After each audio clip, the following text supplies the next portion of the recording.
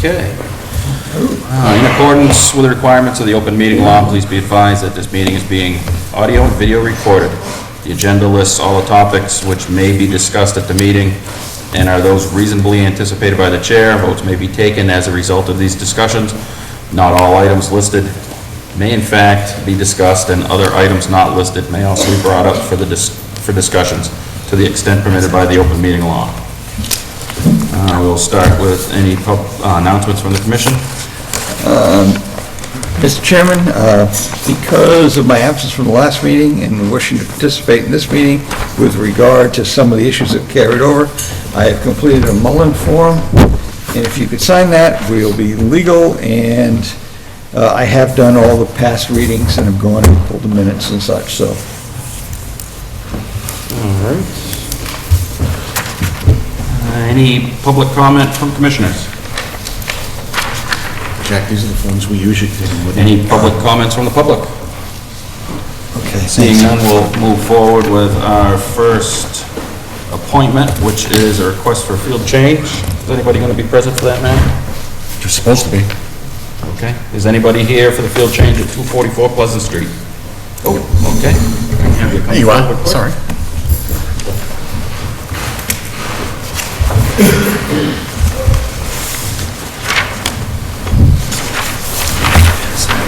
Excuse me, ma'am, it's the applicant that comes up, you're gonna have to remain in the audience part.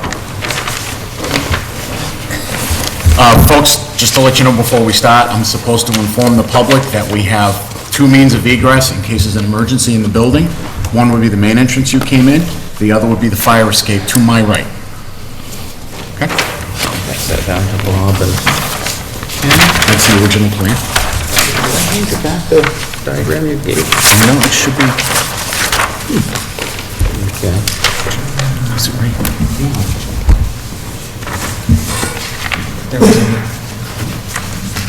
You didn't hand it back then. Okay. Anyways, I had seen a document that you submitted. You were looking to put a stockade fence, Yes, and you're running that down the, is this the east to the southern property line? yes. So you're just going from point to point? Actually, I'm going from this corner here back. Okay. So you're starting at the house or just the property line? The property line. There will be a fence that goes across here, a gate. Okay. That goes across here, and then comes back. Okay, and you're gonna run that all the way to the back corner of the property line? Correct. Which side is that? Southern. The southerly side? Yep. Which would be That's the left side on our map here? Right here. Pleasant Street. So it would be on the left side, yes. Yep, And- that's it. So, Mr. Chairman, it's going to go from where to where? on the left side, it says property line 208.13 feet. Yeah, It's gonna start at the 2, and it's gonna go all the way to the back corner, where it says property line 75 feet. Is that a straight line? That is a straight line, yes, right along the property line. That's my dispute. Okay? So, the part of this that is in our jurisdiction is basically gonna be about 25 feet down, all the way to the back property line. So anything, this is the 30-foot no-touch, no disturbance line, right here. Yeah, So the poles from there, unfortunately, all the way to the property line. We have an exemption, I believe, for hand-dug fence posts. So they have to be hand-dug. they will be. And Matt had mentioned that the fence itself has to be 6 inches or 12 inches off of the ground level. 4 inches. 4 inches So off the 4 inches off of ground level, Okay, from the 30-foot back to the property line here. okay. Unfortunately, you have to hand dig them because we don't have the back delineation. Yeah. So we're just going to assume that somewhere in here is the end of the wetland and it's still going to be 30 feet. No, I figured it would, they were all gonna be hand dug. Okay. Okay. And when you're looking, probably going to start that in the spring? Tomorrow. Tomorrow? Okay. I have a dog, Yeah. and I need to keep her in her yard. Okay. And at 5 o'clock in the morning, it's really cold to be standing out there with her. Okay. And, oh, is it fenced on the rest of it? I don't remember. Yeah, the from farmer. Okay, yes. Yes. Okay, so that side, so it's just this part here that's not Yep, fenced. that's Okay. it. Okay, as far as the placement, the height, any building or zoning codes, that would go through the building inspector. I've already talked to him, and Okay. he said everything was good. Okay, yeah, the only thing we're concerned with is the construction portion of it, inside the 30 foot to the property line and the height of the fence. Yes, So it's a that- 6-foot fence. Yep, well, I meant the height of the Oh, ground yeah, level. from the up to ground level, bottom, yep. So that creatures can get underneath that. Yep. Do we have any questions from, and this is just being submitted as a field change to an application we already have. Mr. Chairman, Mr. Rabbit? if I could, I would appreciate the opportunity here in a butter, I believe. Well, let's start with our You want to start questions with the first. questions? Yeah. Okay. All posts hand dug, set in concrete? They just be posts in the ground, concrete ruts, Okay. Any other questions from commissioners? All right, any questions from the public on 244 Pleasant Street? Yes, ma'am, name and address? 248 Pleasant Street. If you could just push that. I'll come back to the chair. I can come back down. Just so we can hear you. 248 Pleasant Street, And your name? Shelley Erickson. Okay. Being that it's wetlands back there and it floods in the spring, I'd like to know what's actually going in that wetlands as far as a fence. So it sounds like it's a 6-foot stockade fence that will be 4 inches above ground, so it'll be daylight 4 inches underneath that. All right, as long as I know it can flow. And I would like to have this deferred for the fact that the survey was done incorrectly. And that the fact is 25 feet was taken on her west side and is now intruding on my 25 feet of land. Okay. So at this point, we are approving what she's drawn on the plan she submitted. So if the plan is inaccurate or changes, The plan, that we, well, so the plan that she submitted, she has shown us where the fence is going. and it's a straight line. If the plan and the placement change, she has to come back and submit for a change. If she's giving us incomplete or inappropriate information, or the project itself changes, she would have to come back and ask for permission for that. Okay. As she's doing now to put the fence in, because the fence wasn't part of her original application. So she's adding that to her application. If it's gonna change from what she's added, she'll have to come back and again ask for It's all permission to per change the it. surveyed property line. Again, you would get an abutter notification again if that happens. Yep. All right, like I said, I'd like to have it noted that I'm asking for it to be deferred because the survey was actually done wrong and not according to the deed. Okay. Yeah, unfortunately, like I say, from what she submitted, if it changes from what she submitted, if the survey changes, you understand you have to come back and show us the Oh, new the survey survey's already plan. been done. Yep. The survey's already been done, so. And it doesn't go by the deed. Okay, yeah, I mean, unfortunately, we don't do the surveying, so. I and just it- want it out there. Ma'am, are you paying another survey to resurvey the lot? No, but I've done my research for 3 weeks and someone actually took 25 feet of her land. And because of that, they're trying to take 25 feet of mine. At this point, it does have an engineer's certificate and stamp on it, so. Exactly, but the survey doesn't match that. Okay. Okay, so but you understand if it changes, you'll have to come back to us, Yep, so, okay. yep. Then you can continue. Someone that. actually took 25 feet of her land, and that's what I'm trying to prove. Okay. All right. Any other questions from the public on 244 Pleasant Street? Seeing none, I'll accept a motion to approve this modification as a field change to the current application, RDA at 244 Pleasant Street. First. So moved. Second. And a second. Any other discussion? All those in favor of the motion say aye. Aye. All right, that's unanimous. You're welcome. Have a good night. So much faster when you don't have to call everybody's name. Next one you will. I know. So much faster we can just vote instead of roll call vote. All right, moving forward pursuant to Mass General Law, Chapter 1, or actually, let me back up quick. Is anybody here from the Lunenburg Snow Riders? At this Well, they point, weren't notified. we'll hold off on that. Pursuant to Mass General Law, Chapter 131, Section 40, In the Lunenburg Wetland Protection Section 335, David Gary has filed a notice of intent for an addition with a deck in a single-family home at 36 Peninsula Drive. Yes, anybody here for 36 Peninsula Drive? Nope. They knew the meeting was tonight. Okay. We'll just pass over that for now. Pursuant to Mass General Law, Chapter 131, Section 40 is amended in the Town of Lunenburg Wetland Protection and Municipal Bylaws. A public meeting on a request for determination for repair of a 20-foot section of retaining wall, maintenance of driveway, grindings, and cleanup of debris at 100 Fire Road 12. Anybody here for Fire Road 12? Okay.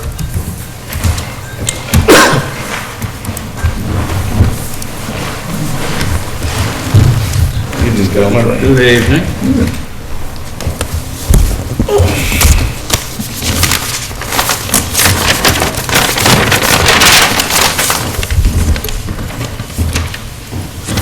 $30 and $50 are highlighted.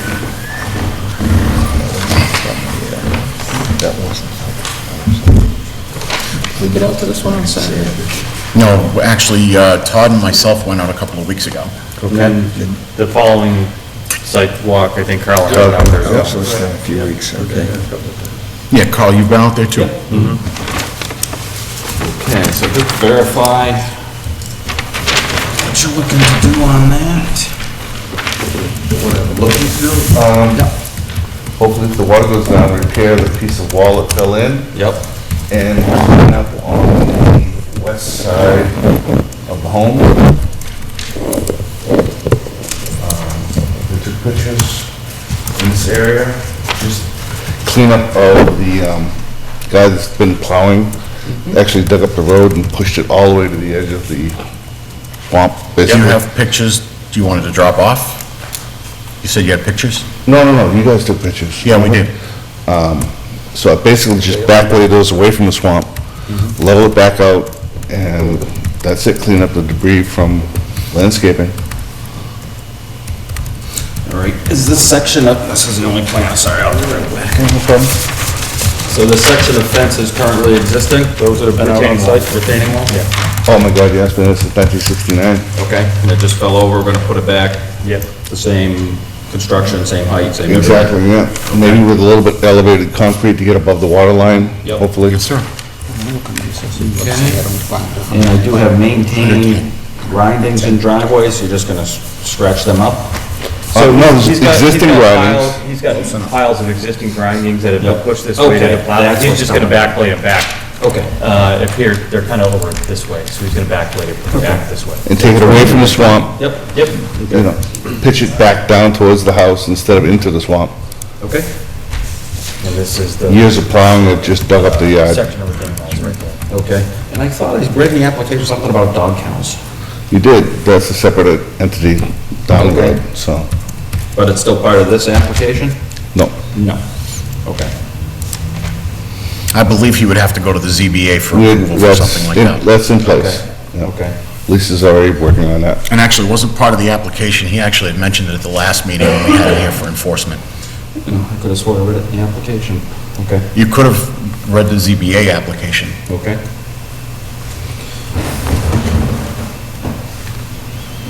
But we don't plan to build anything in addition to what's already there. Did you file with the ZBA? Because I don't remember It's receiving. a going on copy right of now. it, so. We sent in the application, Lisa's seen it, the building inspector's seen it, and now I have to get 14 copies and send it out to them, and then I Have guess to they look for send it. those out to the abutters. All right, I'll have to look for it. Existing wall stack stone and mortar.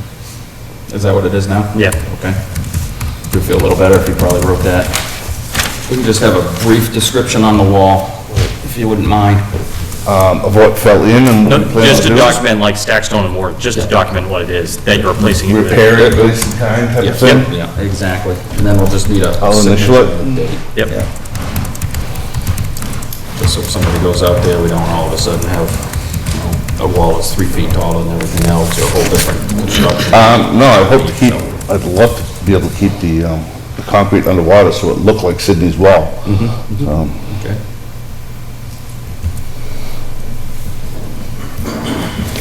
Nice piece of property. Is that all right? Repair and replace. replace in kind. Yep. And if you just put a quick date on it. 11/20? Yes.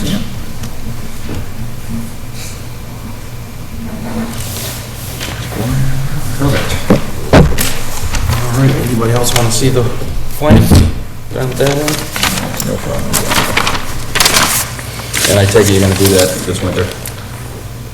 If the light comes down. If the water goes down, I'm certainly not gonna go digging below water grade. If the water goes Well, I down mean- typically to where it goes, The approval is good for 3 years. hopefully Once next it's year. granted, so. At this point, I don't see how, I built the dam, you can't drain that like that quick. I know I can't. So perhaps in the RDA, if we just put a condition, Go 3 inches a construction to day. take place at low I water. literally built that dam. So I know what it can take, those two 24-inch pipes cannot drain that water that quick, especially with them being clogged up in front. Okay. So any other questions from commissioners on 110 Fire Road 12? We do have somebody. I think it's clogged or it's clogged. It has to be. They set them, I'm sorry about that, we'll move from the dam for a second.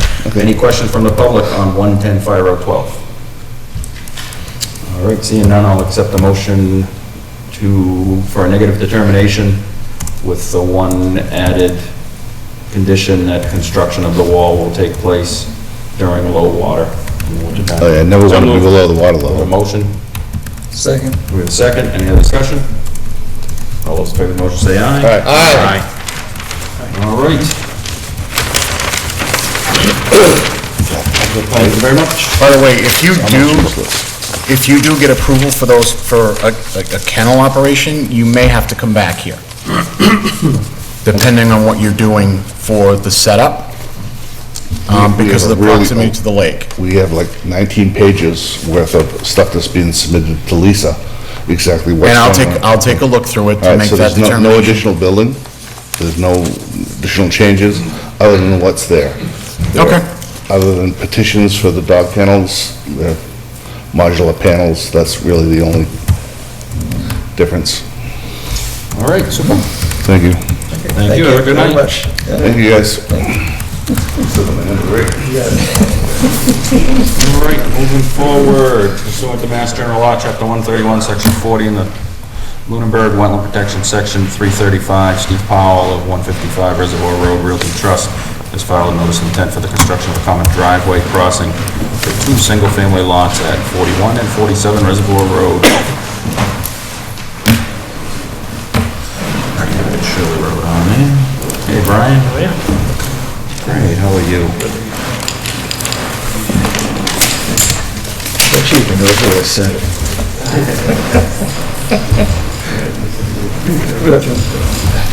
It'll be nice to be finally done with this. Hey, Bob, you might want to put it there so the cameras can see it. Sure. Maybe eventually. Missed it. I don't know, can you see it? Well, this camera can pan that. No, you can pan over here? Okay. Sometimes makes it easier for us to see it I'm too. just not seeing them on the camera here, that's all. Does anybody want a copy of the plan? Yep, there is one. Yeah, there was in there, in the pack. It's in the meeting, actually. I usually put a copy in the meeting folder and a copy on the project's files, but it is definitely in the meeting folder.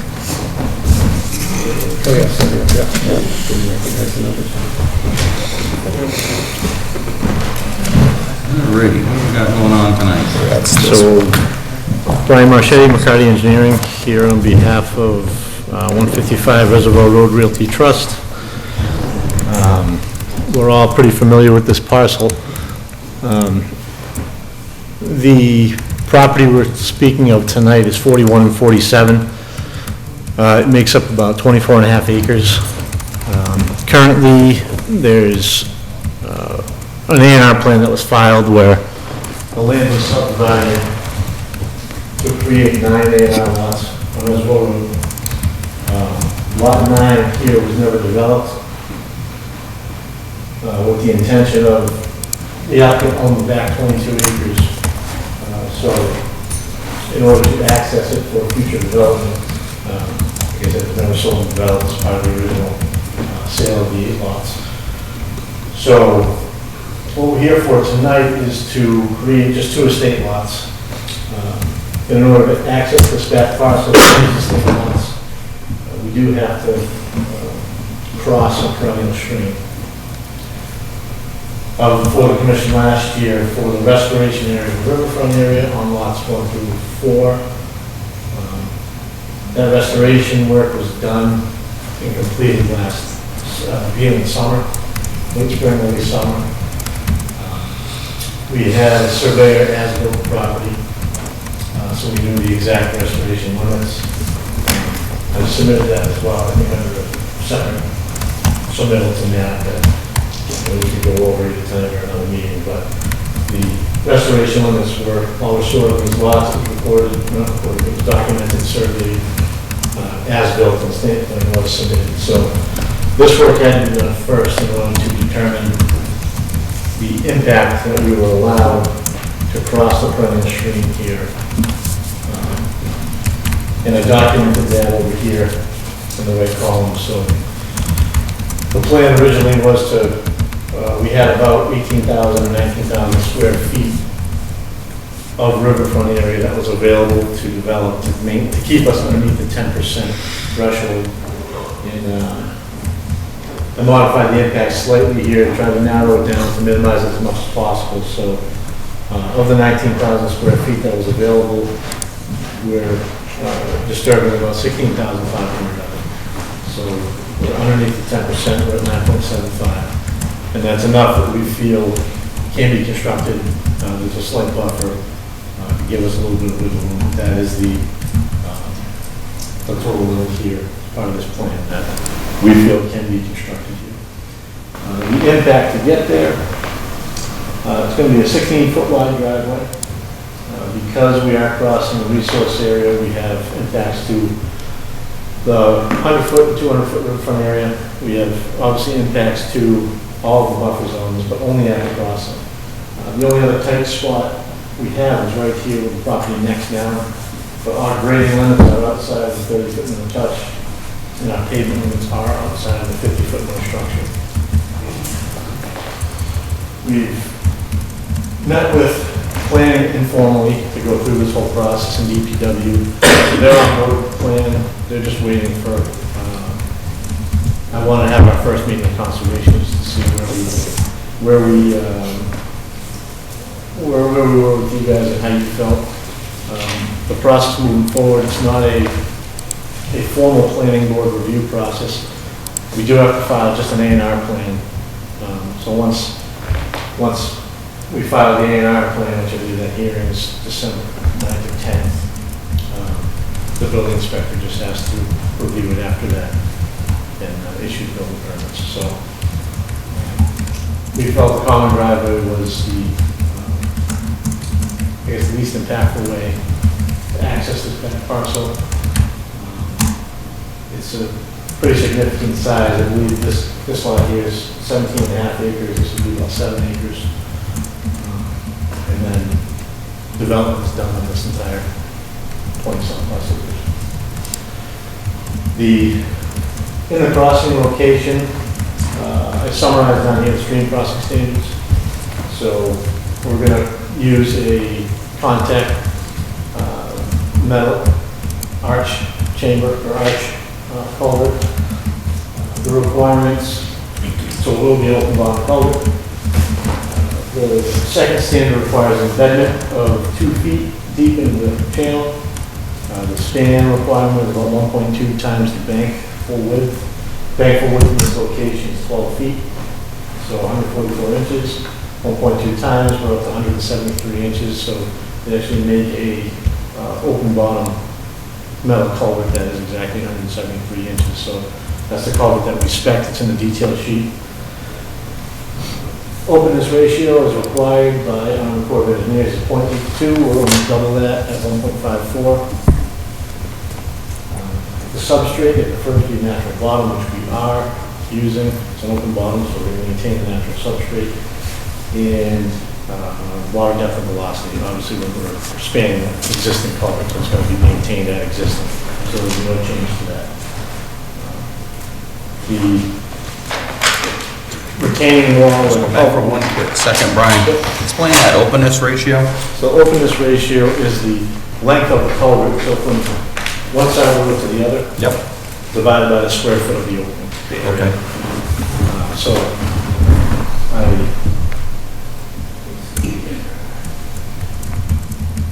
so our length is 26 feet from end to end. We have a 16-foot driveway, then we have 5-foot shoulders, and 5-foot shoulders we go to the face of the wall. So that's the 26 feet, and then the square foot of the open area of the culvert is 40 square feet. So we're almost doubling what's required. And this just gets placed over the existing stream bed, so there's no construction in the stream bed? No, they require an embedment of 2 feet, so there will be a foundation, whether it's precast or poured in place. That's about 2 feet deep. It's on concrete. The full length span of the culvert is 26 feet. Yep. And it'll just span the open, And- natural channel wall. So in the diagram, it looked like it was about a 3-foot tall culvert? Yeah. Okay. So we're trying to keep it as low as possible to minimize the grading, to minimize the impact of the riverfront area. So Okay. instead of just a, half moon culvert, we use the parabolic. Okay. Thank you for that.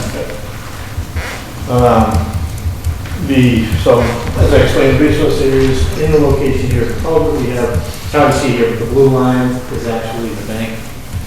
So the culvert completely spans the bank.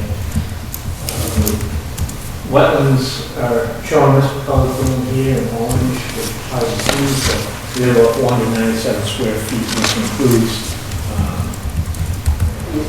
of wetlands that will be filled or shadowed underneath. So we're just proposing an application over here to the side of a 1-to-1. I did notice on the bylaw, it's 2-to-1. Certainly, there's Okay. one over there. 2-to-1, we'll propose a 2-to-1 application. Ecotech, our wetland consultant, did provide a replication protocol in there, so we will just double Right, what's there. okay. I saw that in there.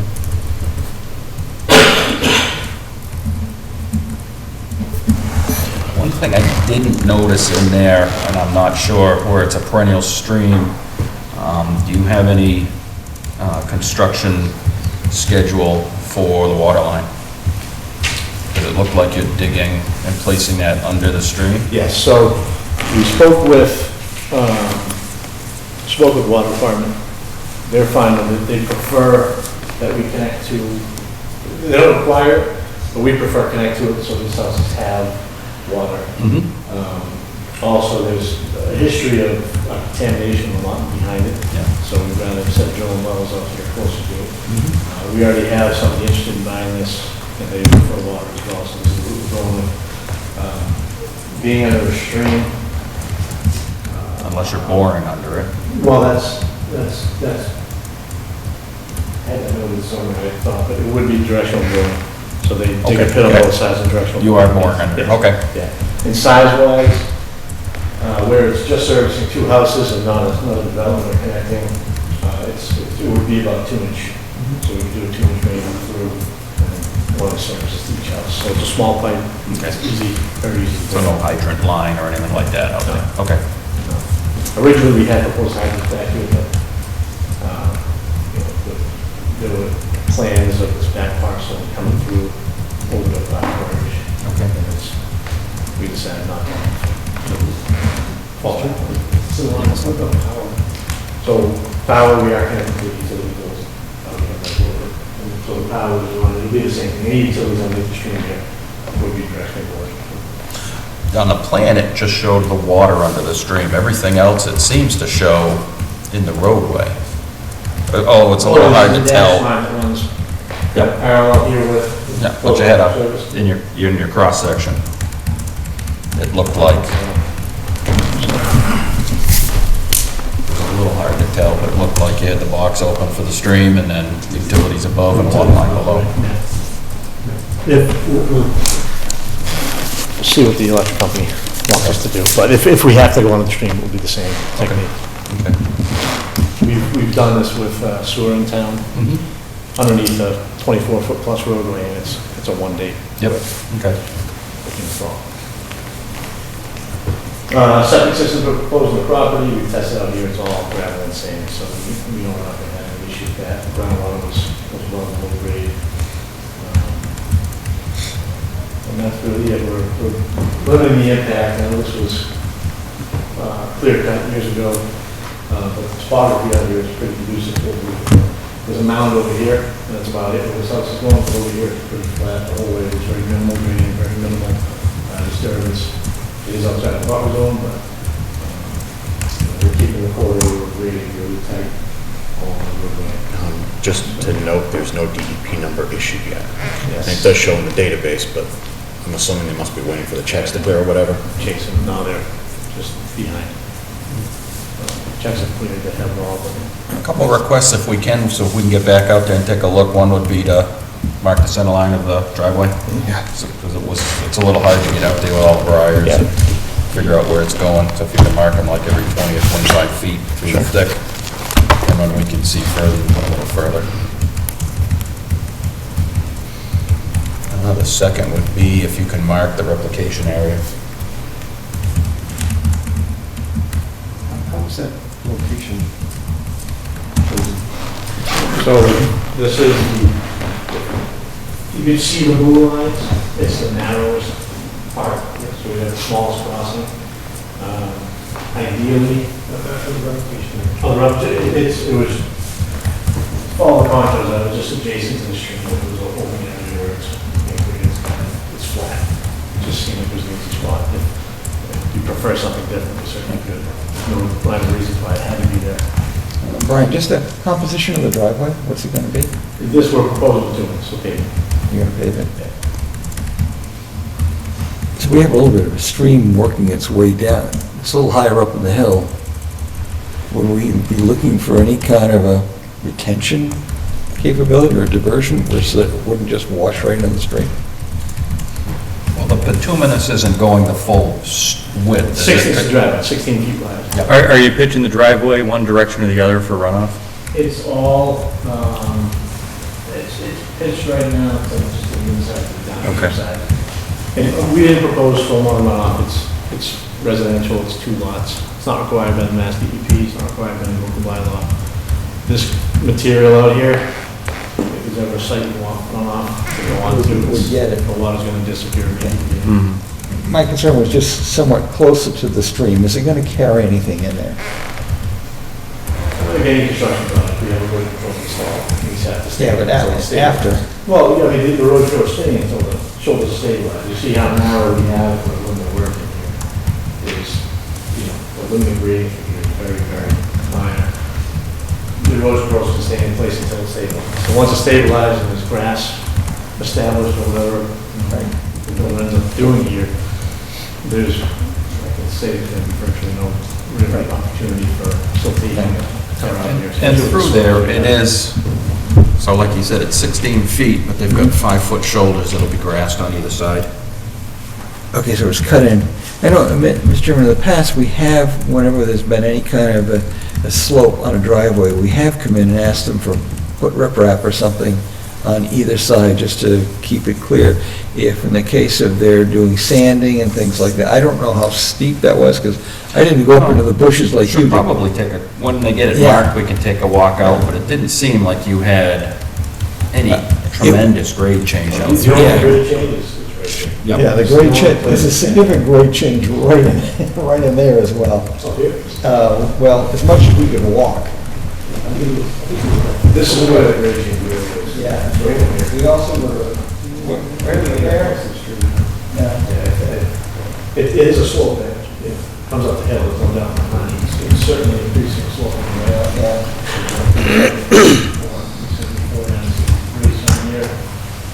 You know, 11 feet of change from where the crossing is. That's not slope, that's over a 100-foot span. Yeah, I think we can get a little better idea when we walk out. Let's go walk it, yeah. Now, once it's marked, we can see exactly where it is. And I'm sure they'll be smoothing it out a little bit, but there is a good shoulder on each side to Okay. vegetate to help Right. catch any runoff. Just it's a sensitive area, that's all. Definitely, I It agree. is, and it's a driveway. I just want to clear it's a driveway. It's Yeah. not an industrial roadway that's going out here. It's not going to be traveled by tons of vehicles and causing siltation, sedimentation. It's a driveway that you'll leave from work in the morning, come back at night. But with this, if there's any kind of steepness and you're throwing sand or salt on it, that's where the concern starts coming in. Well, they also did us a favor, though, because they could have, by right, put 2 driveways in there, and they're They could have doing a made shared voice knowledge. driveway. Yeah, yeah. Well, no, they don't have enough disturbance in the riverfront. Oh, that's true, they'd lose it. Yeah, their maximum riverfront disturbance with the single driveway. With the single driveway. Yeah. So they couldn't put. And this was figured a long time ago. Oh, yes, We were yeah. doing these lots. Right, that's why we So that's did that, why and fix at all this of those point- lots, so Right. that we could have the square footage to be under the 10% threshold and through here, so. And is a floodplain marked on there? Floodplain is, so Okay. approximately 100-year floodplain. So this dashed line here Mm-hmm. is the USGS mapped line, Yep. but the FEMA line, if you download the FEMA map, you review the limits of the floodplain, this is a stage stream, so it's actually marked with numbers and elevations. So the elevation at our crossing, and this is the other reason why it's here where it is 368, which is entirely within underneath our culvert. So the floodplain is completely contained within our culvert over there. Okay, so all the rest of the filling is outside of the floodplain? Yeah, so we don't have to do any expensive storage. Okay. Do you anticipate during high flow events that the culvert's going to overtop? No, that's why the stream crossing standards require 1.2 times bank width, and the floodplain is completely contained within that as well. So there's, seeing a stream out here, seeing how it's flowing after big storms, we've gone out to look at it, we don't anticipate any type of flooding.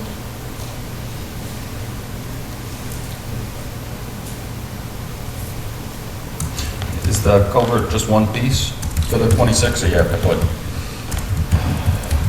I think it comes in 2 sections. I think they're up to, they're custom made for the use, but I think it does come in multiple sections. I can get that detail. I'll look at that. No, it just, that was more of a question, the width and the overspan, the bank, was more of my concern.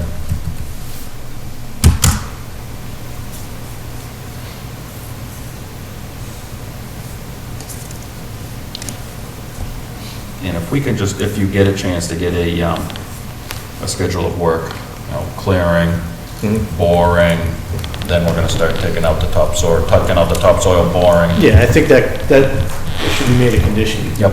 Anyway, because at this point, I don't know exactly what. Okay. You know, I've spoken with the owner, he's met out there a couple times in the past few weeks with potential buyers, so I don't know if there's anything real concrete yet. Okay. He actually was looking to get out and start clearing the limit of the roadway, but told him not to put anything until Okay. Yeah, because we might do some on-site adjustments of the erosion protection depending on the construction, and the time of year and the water flow. yeah, absolutely. Yeah. Because there really isn't any, that looks like you have the whole crossing done in the erosion protection, but there's nothing to keep it coming from the 2 sides into the stream. So we need to stage that a little bit better, which we can make that a condition on site. Probably a weekly surveys during the construction while it's getting done.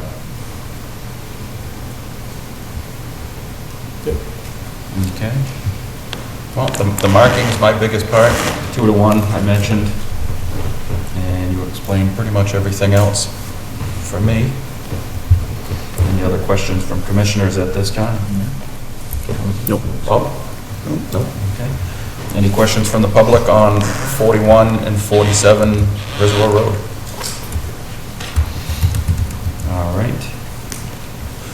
At this point, unless you have anything else to add, Brian, I think we're probably going to continue for us to get out there and take a look at it. We'd be able to get it staked before November 30th. It's up to Saturday the after Thanksgiving. surveyor schedule. Okay. I'll have to see if I can get it. Okay, or let us know. Yeah. So at this point, we'll continue it. When's the next meeting? The 4th. December 4th. December. If we can get out there, if not, we'll just open and continue it to the Yeah, I'll try to. 18th.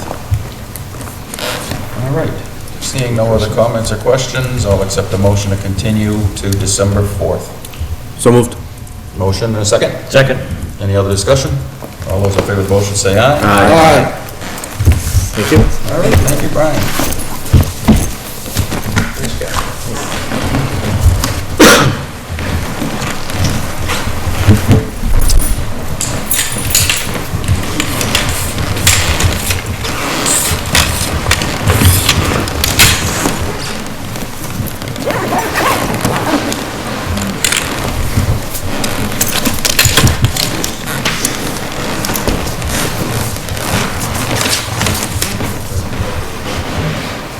All right, moving forward, pursuant to Mass General Law, Chapter 131, Section 40, and the Lunenburg Wetland Bylaw, Section 335, Miles Jenkins has filed a notice of intent for repairing of 3 retaining walls and replacement of steps at 72 Hemlock Drive. Good evening, everybody. For those who don't know, I'm Brett Ramsden. I'm a local stonemasonry contractor from Lunenburg, and I'm representing Megan Miles Jenkins and the residents in Hemlock. I'd like to start, if I may, with presenting some updated drawings as requested by some members of the board as a result of Saturday's walkthrough. First, the as-built that I got from Duchamp and Dillis, which has the original did not have the 30 and 50 yard buffer markers on it. There you go. Have a plan too.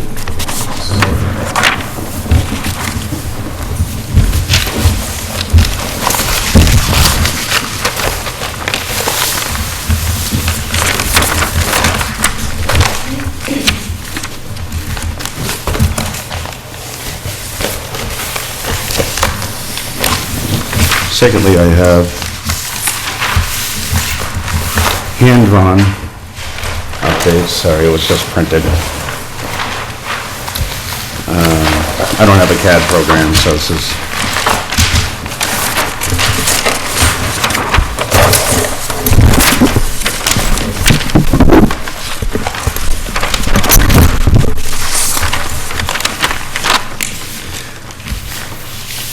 sort of a close-up of the area in question.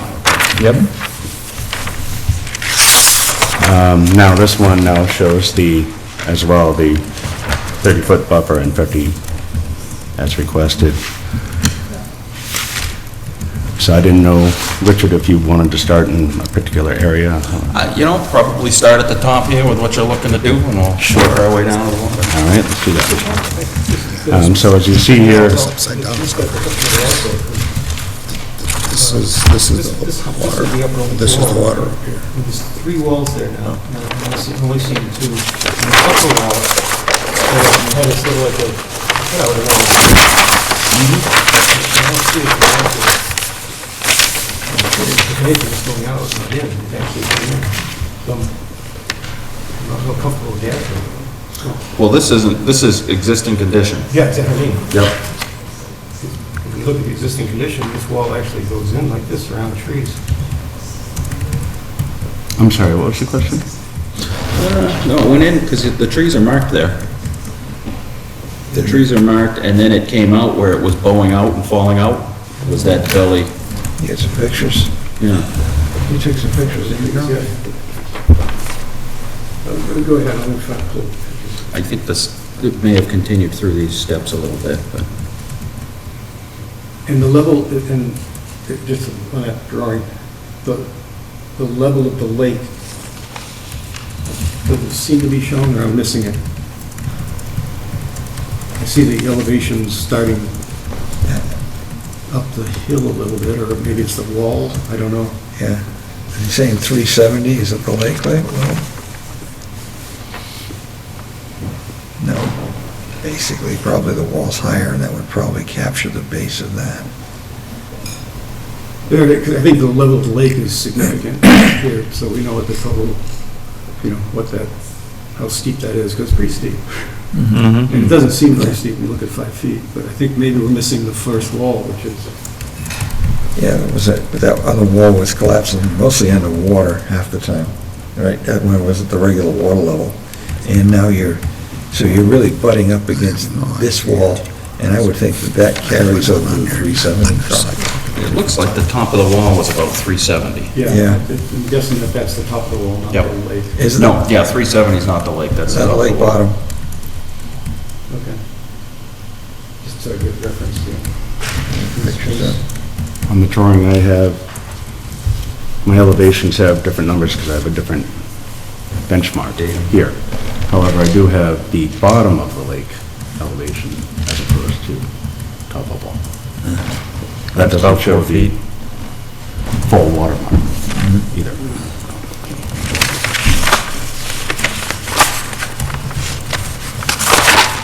All right, now if you want to just walk us through what we're looking to do, Brent? Sure, so, starting at the top, this area here is existing conditions. It is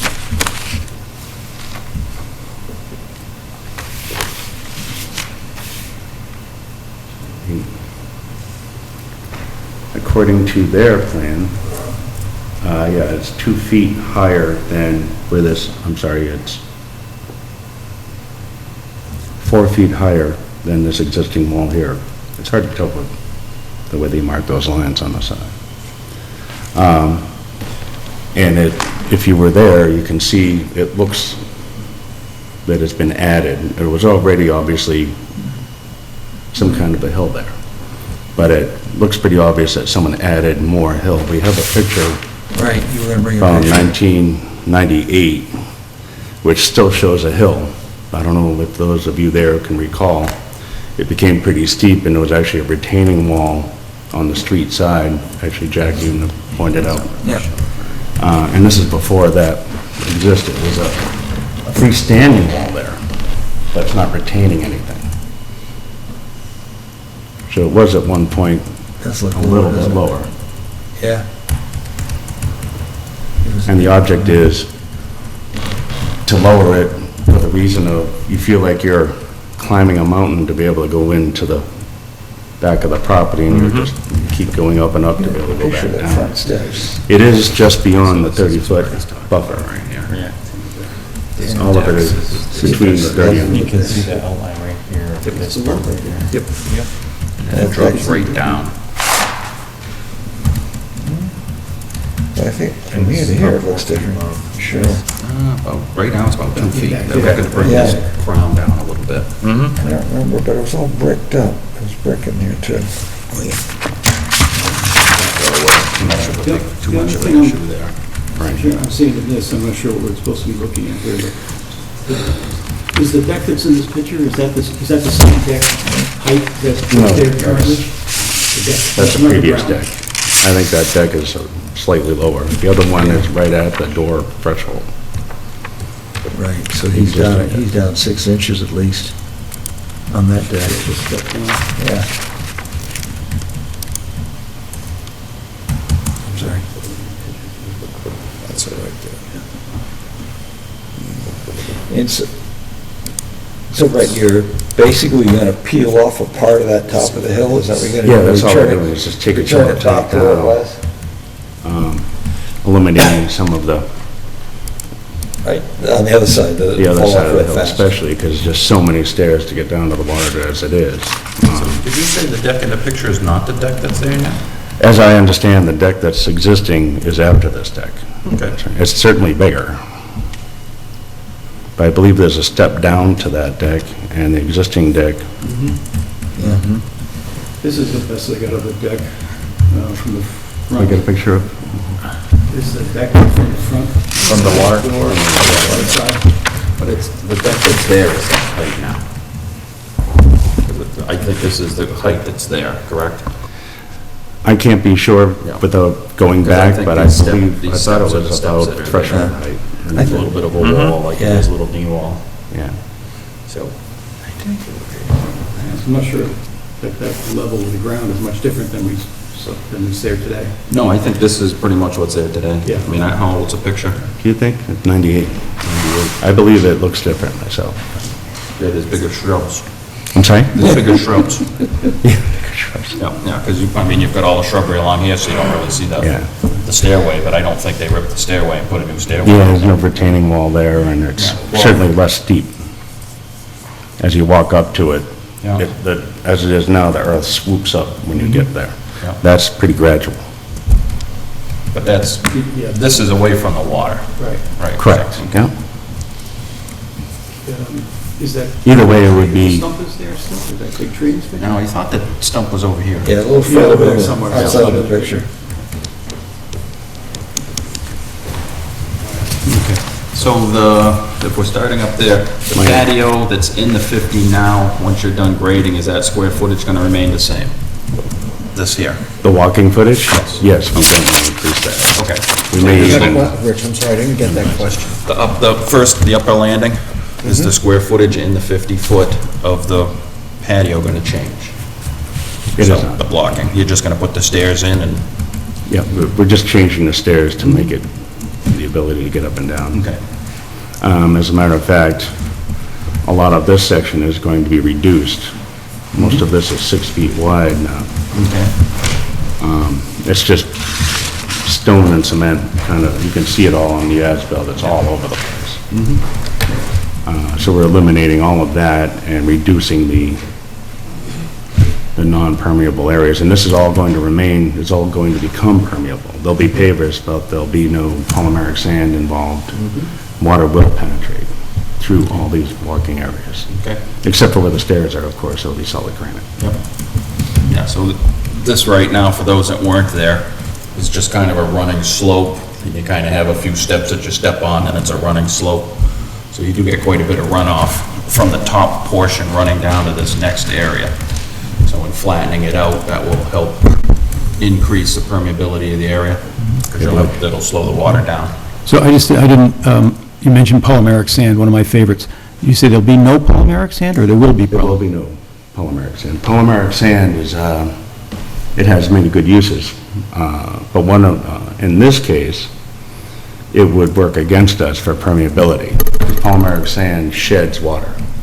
It has a glue in it, Not my and it experience. glues to the, whatever paver you're using. It could be bluestone, it could be a concrete paver, but it glues itself to the edges.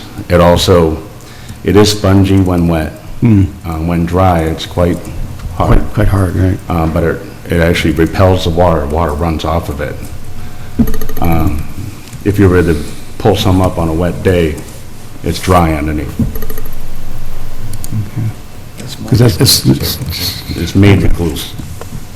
But it looks like stone. because it gets soft and, I'm sorry? it gets soft when it's wet, and, Yeah, well, it gets supple or yeah, mushy, you can put your finger in it. spongy. Right.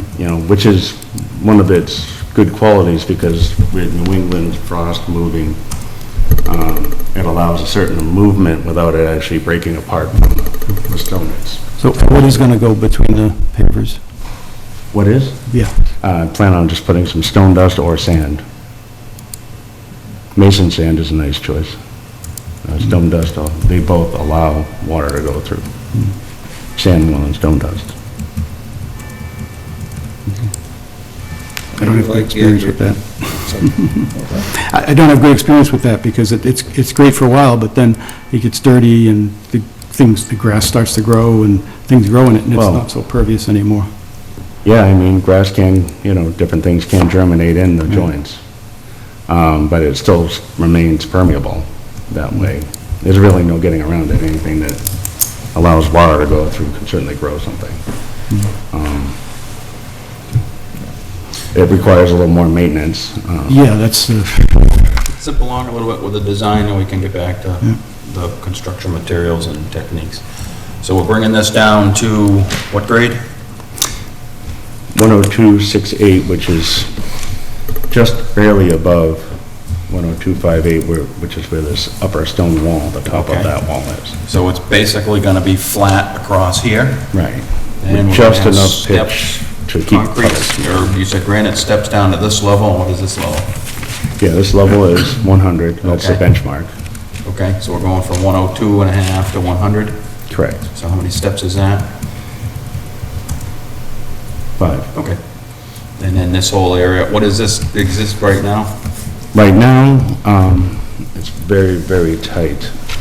The as-built doesn't show it as well. I actually had some as-built on this drawing. I don't know if you can see that subtle line, but there's this walkway at the moment. There's an existing wooden deck that we're removing. Okay. The walkway becomes 2 feet, maybe 3, squeezed down in here. And it's stone and cement. So it's Kinda thrown in. impermeable as it sits It's now? impermeable, Okay. yeah. And you're just gonna take that impermeable material out and put pavers back in? Correct. Okay. And all flatten it that out a little material bit more. will Do you have a be picture of that, Carl? That landing there? I don't know if I have one from the top, something you can see the surface. Yep. I mean, it definitely cleans up the pitch and the erosion problem coming down from that area. A safety issue, too.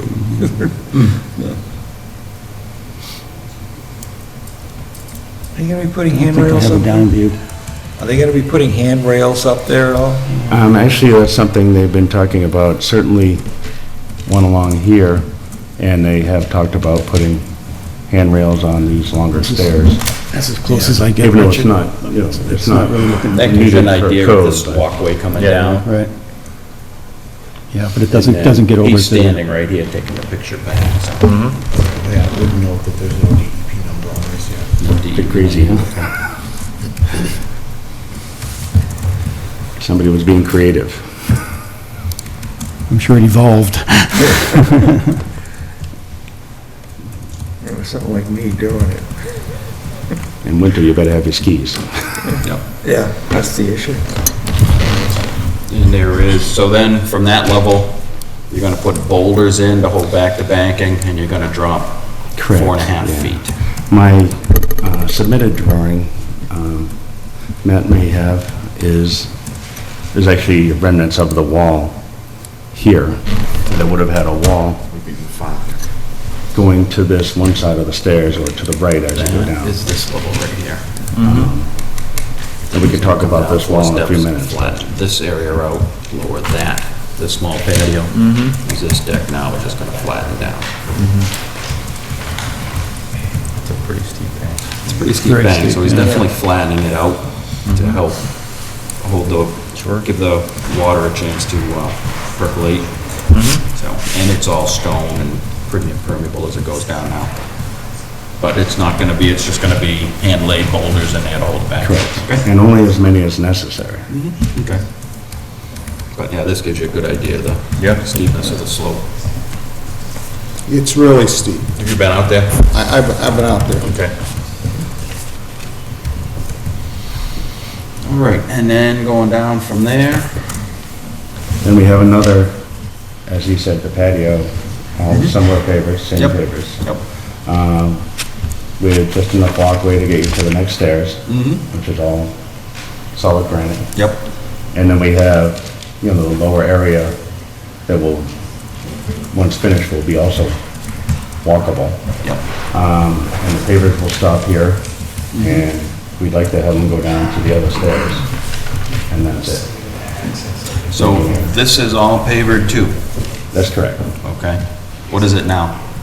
It's pavered now, It's pavered now? but they're concrete. They're concrete blocks. That's the space between the wall to the lake and the little wall, right? That's that like 1 foot, 1 or 2 feet? It's supposed to be this space in here? Yeah, that's my question, right? This little bitty space between the walls. Yeah, so I mean, that's less than a couple of feet, right? Yeah, he shows stone in between those walls. Yeah, you can see it in this picture here. The big blocks. Pictures down there. Let's get over here, Rich. You get the one that's got the house. Mac number or scale? Sorry, Rich.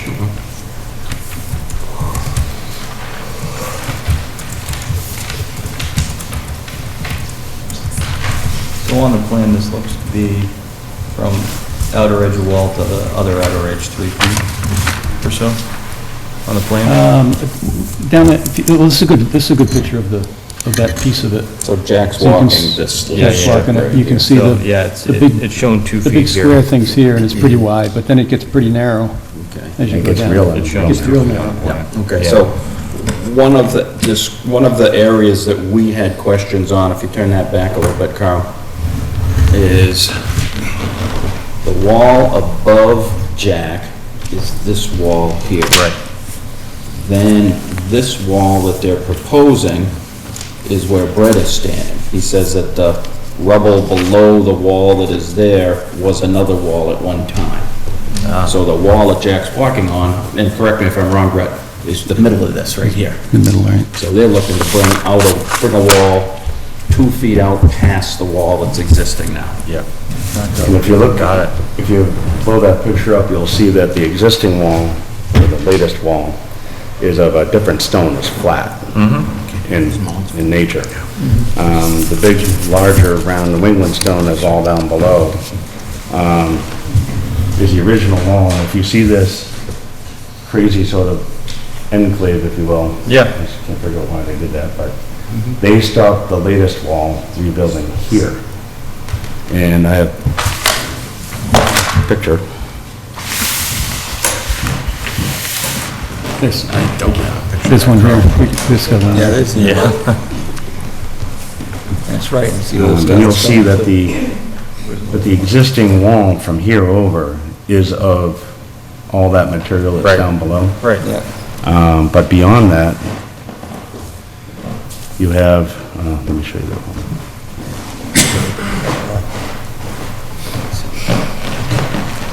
Maybe it's this one. That the enclave, which is still standing and cemented, starts to fall apart right here. And it becomes exactly what you see on the other side. Right. And you can see base stone in a line coming out and rolling down the long front, long way of the wall, and same as the other side, going all the way across. And that stone where the pile is pretty level and then drops off, that's where the original face of the original wall was. So what happened was that wall collapsed, and somebody knocked some more of the stone off and built this, so they could build this wall further in. Basically, they were lazy. They had no machinery down there. I can't blame them too much. So the easy way out was to move the wall in, the new wall in. Then you have and a build stable on, base and you don't. You know, let the rest of that original wall stay there, which is supporting this newer form of the wall. Basically, they were saving a lot of man time. They didn't bring a machine down there, obviously. Yeah. So that's what they did, but it's not a very good base, and that wall is now falling apart primarily because of that. So all we're asking is to rebuild Pick a couple the cars. wall back where it was. And there's stone 6-8 feet into the lake, Nope, keep going. depending on where you look, all the way across. The one that Jack was standing. So I guess my question is, because I mean, I think, I agree, it looks like it's an old wall knocked down. How are you determining where the toe of the old wall was? Well, as I said, if you, to the untrained eye, it may look like a pile of stone. But you can see where it still has substantial, basically, it's still a wall underneath that pile of rock. So a lot of the larger foundation stones are still in place? A lot of it's still there, but the rest of the wall is just blown over the front of it. So it really comes across and looks like this, if you will. And that area is 2 feet, and Okay. if we were to go and measure where these walls coming out of the enclave is, and I could show you those base stone, you could put a tape measure to it. It's Yeah, 2 no, it feet. sounds reasonable to me. Yeah. If you go to the other side further over, you'll see that there are some older ones that are, The only problem I have, there may have or may have not been a wall. I mean, I'm not a mason, I see a pile of rocks. But somebody, if the existing wall was 2 feet out in front of that, if that wall caved in, somebody would have had to gone down there and excavated from the original wall back in 3 feet to place the new wall. So that's why I'm having a little bit of a problem saying that there was a wall, and then that one fell in, and then we excavated back 3 feet, brought down more rocks, and made a new wall. So I have a hard time grandfathering in the rocks that are there at the water line. Well, were there two different kinds of rocks to start with? Well, Yeah, I'm not gonna yeah. make supposition like that. I mean, I'm just looking at it, saying at some point,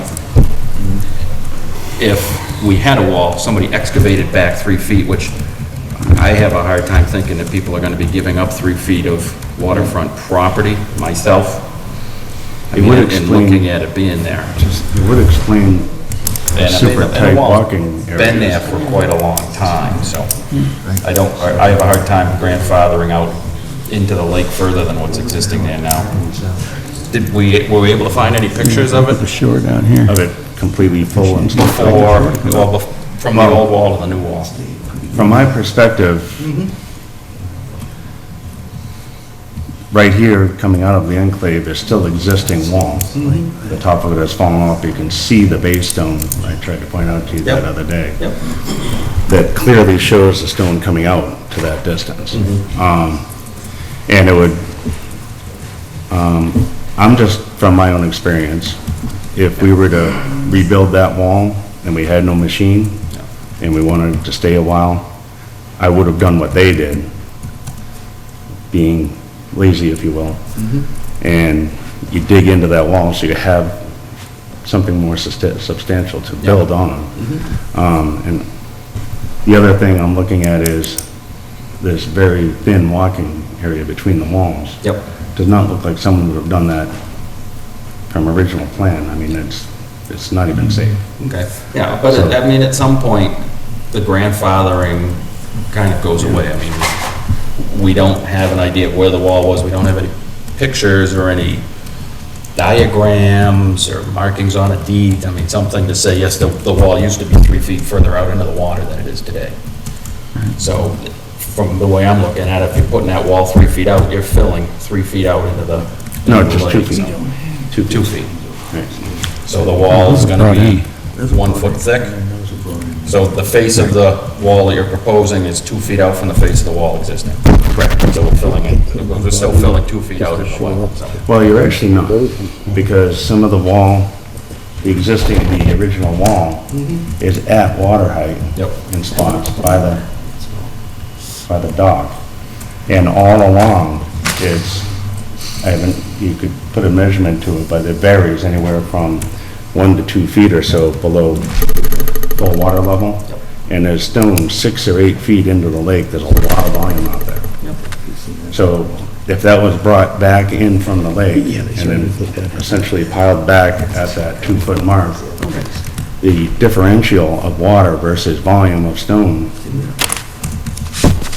we could actually put measurements to it, but I bet the farm that would come out equal or better right there. So, the difference in height between where it looks like you were standing in this picture, is it about 4 feet? 4 feet high, you have the walls. The wall's about 4 feet high. And if you were gonna build a wall, a stacked stone wall, and it was 4 feet It would be tall, the same height, yeah. how wide would My it be wall, generally? A 4 foot If you're using a tall similar wall, Yeah. About half the height, wide? more than that. Okay. Yeah, we start 3 feet minimum, Okay. and then we batter the front, and we put a heavy pitch to the back. So basically, it's a dam, and holding the earth, and the earth is pushing down more than out. So the earth actually ends up helping hold the wall. It's also gonna be solid cement, but you won't see any from the front. It'll be a dry paste look. So it'll be a very, very solid structure. There'll be no air in there. It'll be one piece when we're finished. So if they use similar construction then, I think the supposition based on the photographic evidence of where the stones have fallen over and knowing that the construction would probably be at least 3 feet wide, I think his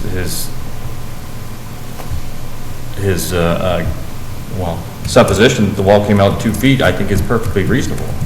I personally would accept that. So would I.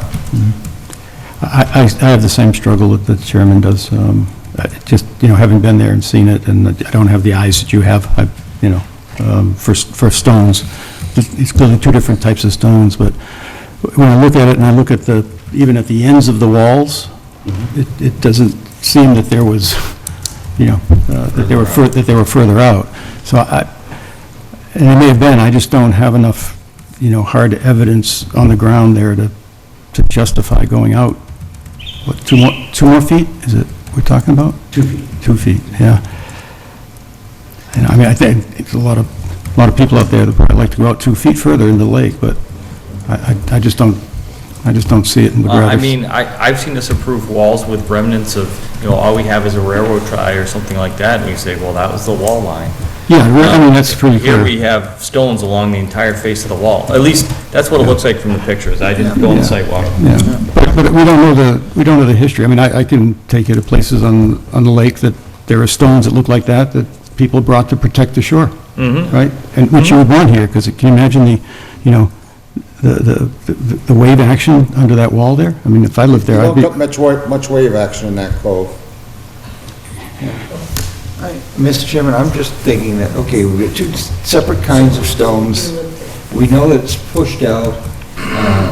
The other pieces, we are seeing key footing stones there. I'm saying, I would go along with the 2 feet. I would go along with that secondary wall, they threw it on top of it. That's a mighty thin ledge. I think that's kind of an afterthought, maybe. And I look further down, when you do that little cutout and you follow out, it is pushed out a good 1.5 feet, 2 feet further than the other part of that wall. See? We have the remnants of the wall there. One thing we could do is, we could cut a section into a portion where the wall is, because the foundation stones are going to be at the same level. That's an easy way to tell. Say that again, just I missed So it. if you cut a section into the wall, when they built it originally, the foundation stones are all still going to be at that level because they didn't get pushed over. They stayed, the top of the wall came over. Yeah. So we could and we could say, hey, look, all those stones are level. I guess that's how wide the wall was. Or at least in that line. Yeah. Right. Yeah. I know other walls that we've had along the water. I know when they're not at the water's edge, we sometimes don't have the same burden. Just his neighbor, we made him dig up and show us his existing foundation stones. So we have had I like that. Todd's- We have had, excuse me. I'm sorry. So, or other construction designs. Unfortunately, a rock mason, and I don't mean this in a bad way, a rock mason can see a pile of rocks and think just about anything. I'm just looking at it from one side to the other, it's a rocky shore. There's lots of places on the lake that just have rocky shores that people have brought up, given the fact that somebody cut in the 3 feet. We have to have some evidence that the wall was there that we can hang our hat on. It's See, that's a layperson. That's what I just proposed. Yeah, I like that, because it gives us something that we can, a standard that we can use, and concrete evidence. I like that. Let me know when it's my turn to talk. I am done, you can talk now, but. I like Todd's evidence-based approach. Rather than somebody's opinion.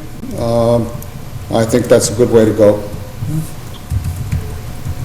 Super, yeah. How would you physically do that? We have to either get a small machine out there or have someone pull stones away from a small area, and we can just, when they get cleared, Matt could run out and take a look. Yeah.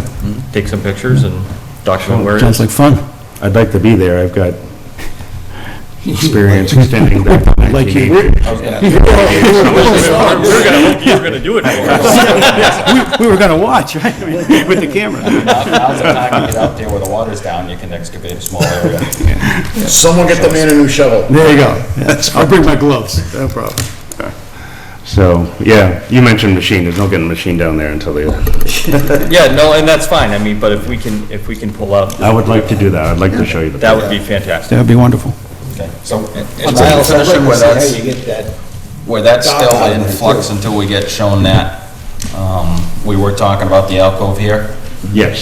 So we're looking to fill that alcove in, and you were just gonna provide us with the square footage of the alcove compared to the square footage of the alcove you're adding, because they're filling in floodplain, they're gonna box out.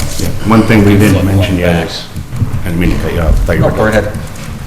In some of those pictures, you can see some old existing rustic steps that are plain as day, but they're built into the lake here. So what we're proposing is pull that out of the lake, and as he mentioned, it's quite a dangerous little alcove if you're standing next to it. I mean, someone's gonna fall in it. Yeah, I could tell from the picture. So I did some math, as you requested. This area is 5 by 6 essentially. And then at the furthest point in, from what I can tell with the high water mark, is actually, with a sandy bottom, it's only about a foot deep. And out here at the wall line, it's only 1.5 feet deep there. So it's actually gets shallow quick, which is good then when it comes to offsetting it here. The math I did here is 4 by 4 area, 3 by 4 area at the bottom, taking into consideration that the wall would be 2 steps down, basically a foot down from the height of the wall, give or take. That area would come to 33 cubic feet of water. This one came to, the alcove came to, I'm sorry, the alcove came to 33 square feet.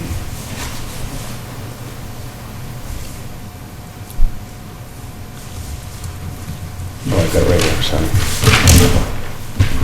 This area, I got it written right in front of me. Upside down. 27 square feet would be in this area, which is lake bottom. But then you also have to take into consideration from the bottom step to the second from the top step, you've got a 45-degree angle where there's no water penetration up here, but from here to there, this distance, you've got a 45-degree angle that's full of water. The alcove's a foot deep. How deep is the 3 by 4 at the bottom of the steps? The water gonna be? Almost 3 feet deep. Okay. Yeah, it'd be about 3 feet. Okay. So we're filling in much less than we're taking out. Correct. Yeah. So there's definitely an overage there. Okay. And I thought, there could be this disbursement of the wall itself, as far as picking that stone up, building the wall, which would be water displacement. I truly believe everything would even out with the volume. I'm sorry, Carl. Well, Go ahead. because would you say that where you're standing in this picture is roughly where the wall will be, where your legs are? Correct. Okay. So, and the top of the new wall is going to be the same height as the top of this wall? That's right. Okay. So, I'm not sure I'm seeing 3 feet deep, though. If the water line's here. That's the deepest point on that whole section where the wall would fall down.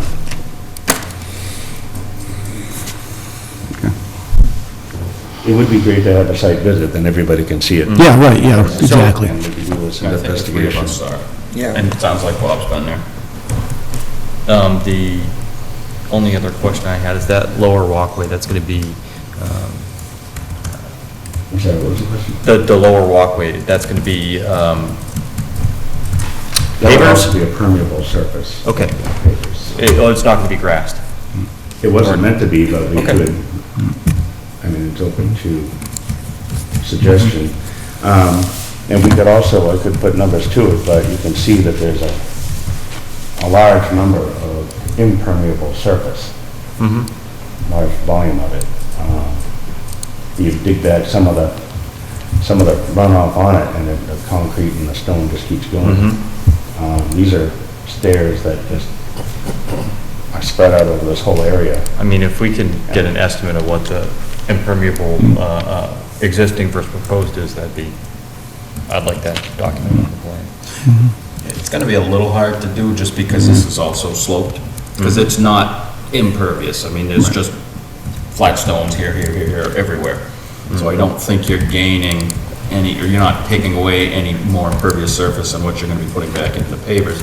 But I think the benefit here is the grade is gonna be flat, so that you'll get percolation rather than going like this, you just get runoff.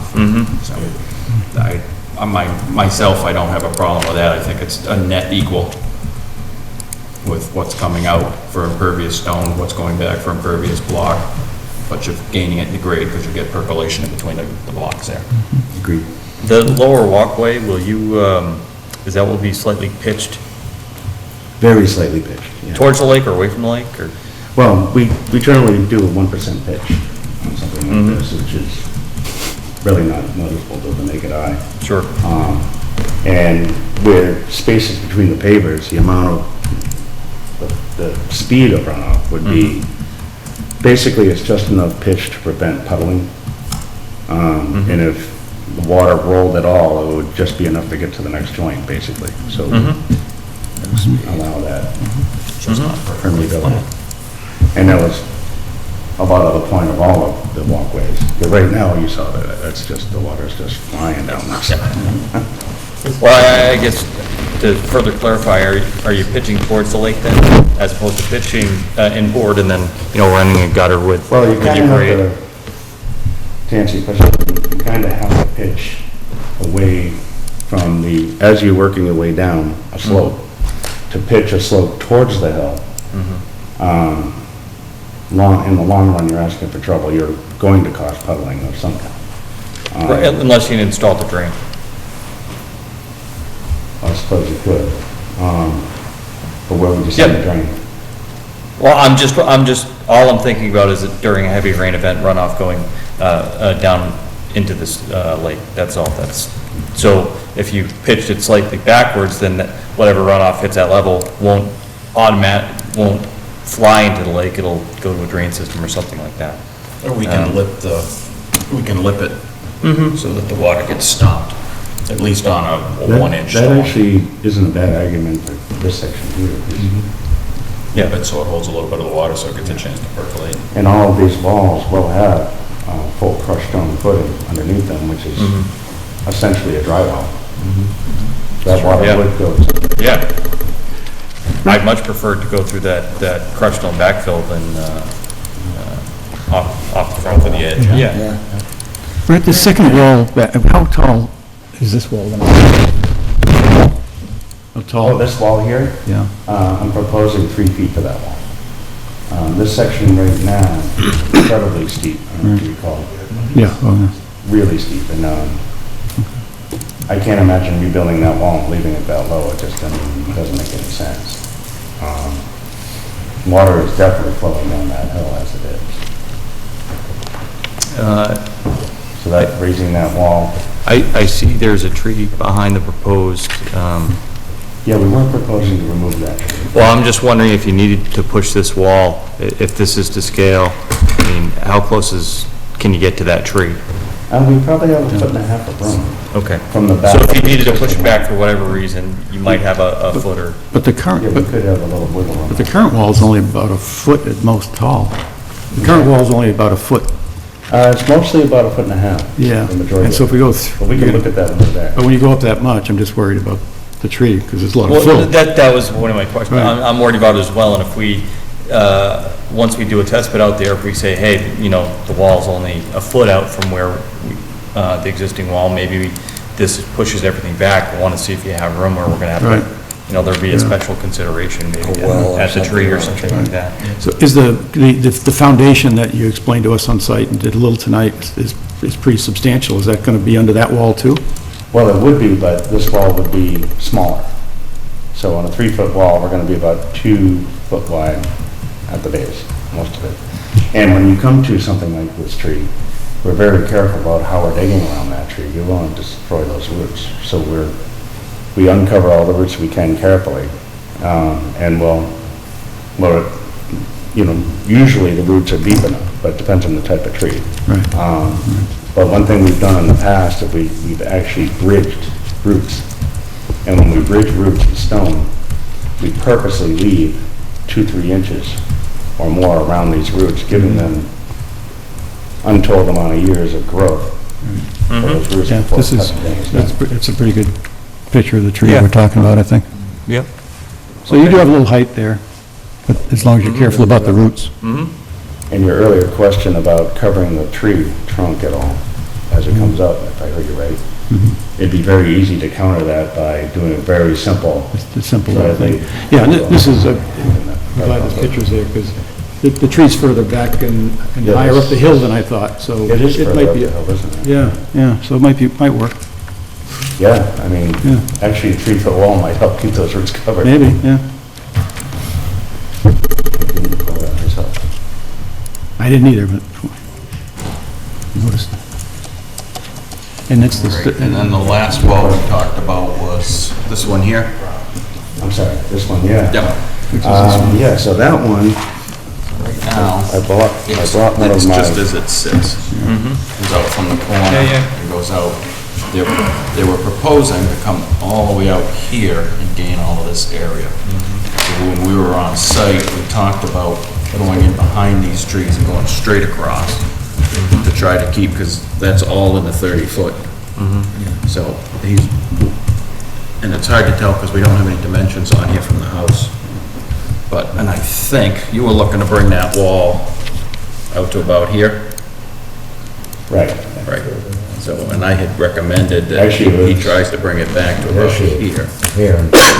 So it's outside, so all of this would be added fill outside that wall. This subtle line here is the original. Mr. Rabbit. Mr. Chairman, Where do you think the trees are on there? Because I need to Here. locate myself. Okay. Yeah, I was under the impression when we were talking about those 2 trees closest to the house, those were being removed? They had asked, and I Yeah, told that them to was- mark it on the that was plan. part of the whole- Yeah. Because originally, they were proposing bringing the wall out past those trees. Right. So fill all of this in, all where, just to the back of where you're standing.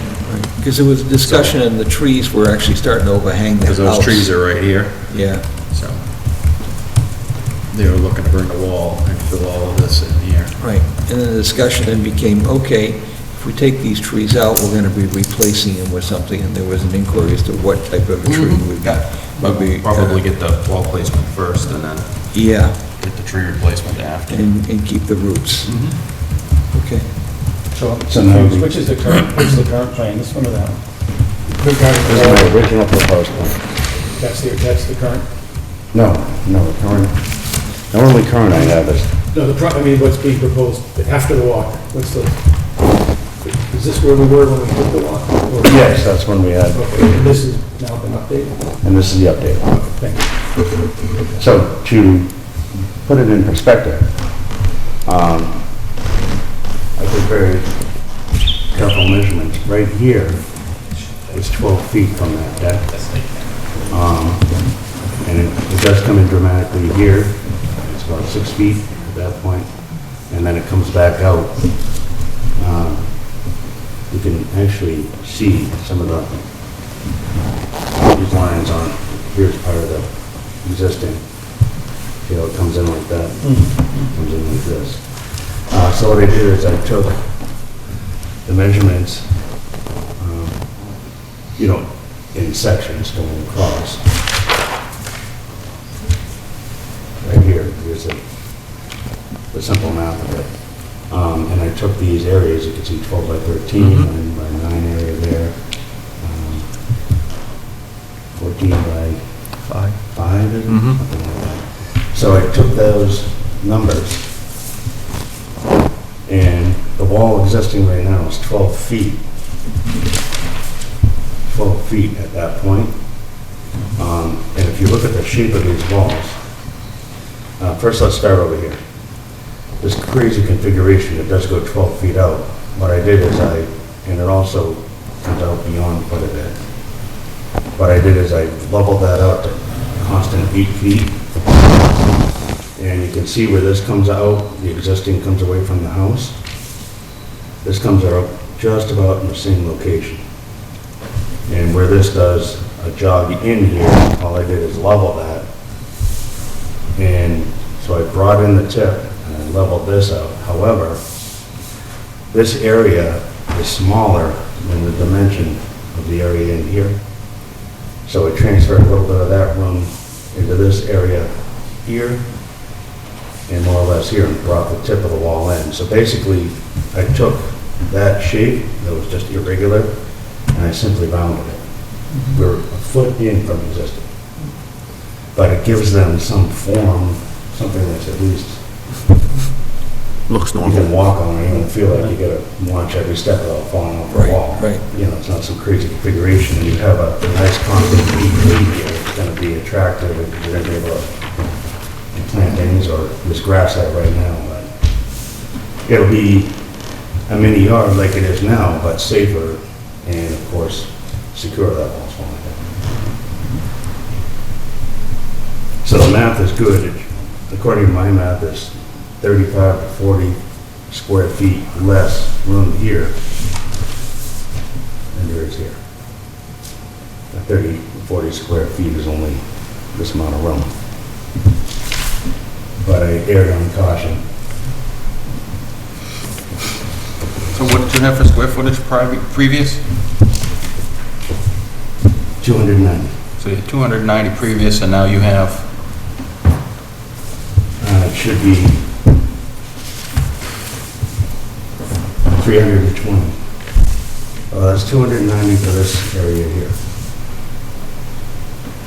okay, overall, And what do we, It's 290 and 335, I think, on his plan, right?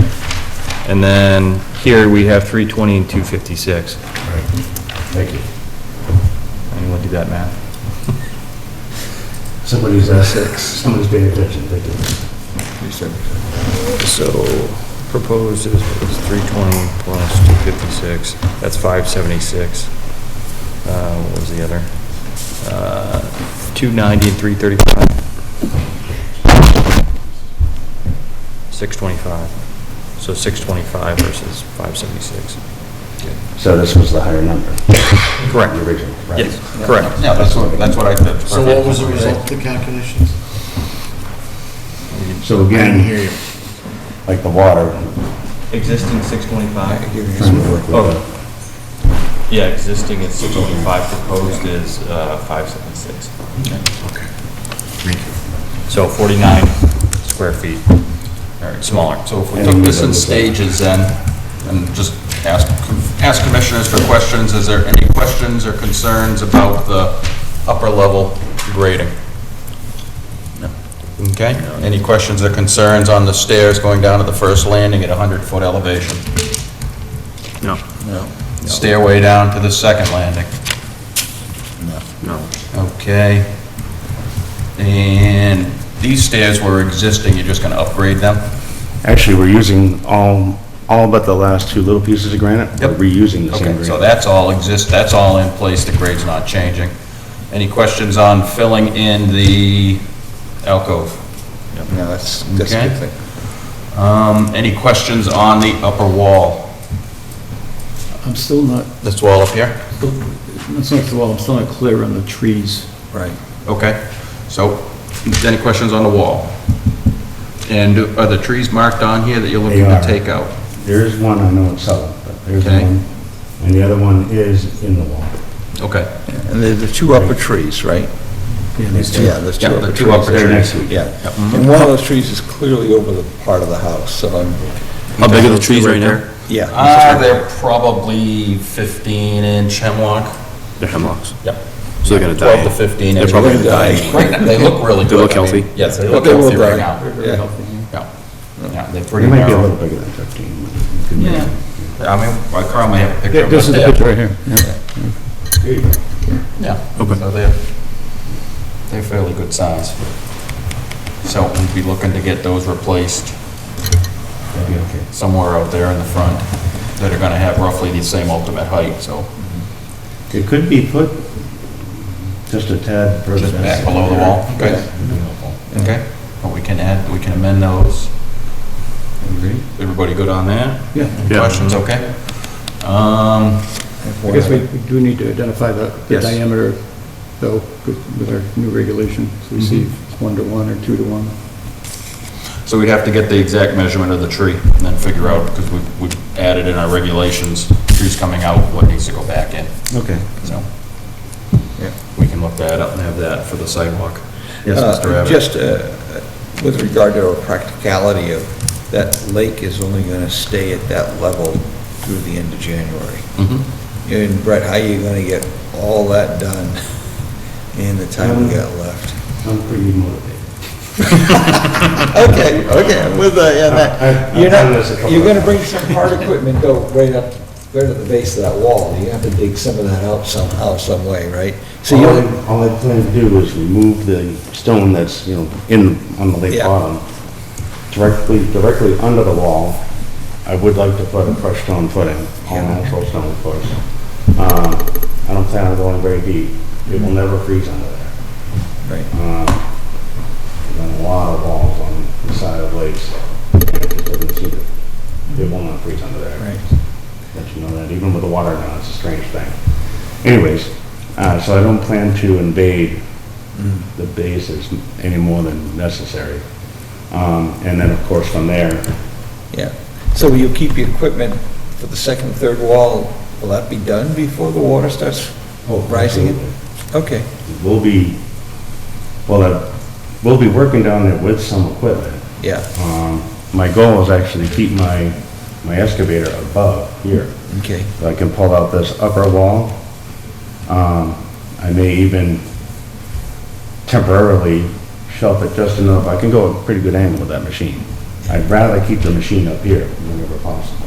Right. I think at this point, I'm thinking I can, including the excavation of the footing and everything. I've heard And I about you plan to being leave it. crazy like that, you know. Acrobatics will have all the assistance. So, Okay. but the majority of the project, this is going to be enclosed with pipe staging, walk-through pipe staging. Oh, okay. I'm gonna have an enclosure because we're working with concrete. So the plan is to put some decent wood above it. I've got a non-flammable heavy poly cover, it's not a tarp, that has string through it that kind of very strongly, should hold snow just fine. We've used it before. Leaving an entrance at this end, and I'll be bringing down the sand for mixing cement and all the stone I plan to relay down with the excavator down to that level from up here.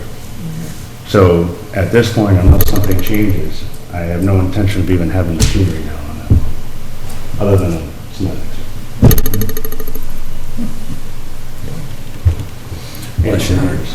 Okay, so that just leaves us with the bottom wall to get excavated to decipher where the foundation was the plan for that. One thing I would like to see added to the plan, if we can come straight off of the two walls of the house, distance from the corner, distance from the corner, distance from the corner, so that we aren't just talking about lines in space. And depending on when you want to get out there, let Matt know and he can let us know. We can be on site to take a look at that, to decipher where the base of this wall is. We can have it marked, so we know where you're looking to put that wall out there. Very fair. So we have something that's concrete. Also need to No pun note intended. the location on the plan of your erosion protection. I'm sorry. You're gonna need erosion protection. Yes. Down on the lower portion. I know you're gonna have it tented and whatnot, so there really shouldn't be much there, but we'll still need straw wattles in front of the area that you're gonna be working. Honestly, I'd like to see wattles and erosion fence. Yeah. Staked. Walls and what? The straw wattles and silt fence. Oh, right. Staked in, just in case we do get a downpour, something happens, and all of a sudden, something you're working on gives way. And we would want that down here on that. Yes. Absolutely. Yeah, above the low water. Either show it on your sketch or, write a note saying where it'll be. Okay. Great. But at this point, it doesn't sound like at least the commissioners have any problems with almost everything. We've just talked about the trees. We'll figure out the size of the tree needs to be replaced, and then the location of this lower wall. Fantastic. Is there anything else anybody would like to see marked in here? Yes, Mr. Pease. Someone just expressed concern about, was Jack expressed concern about you're gonna get this done.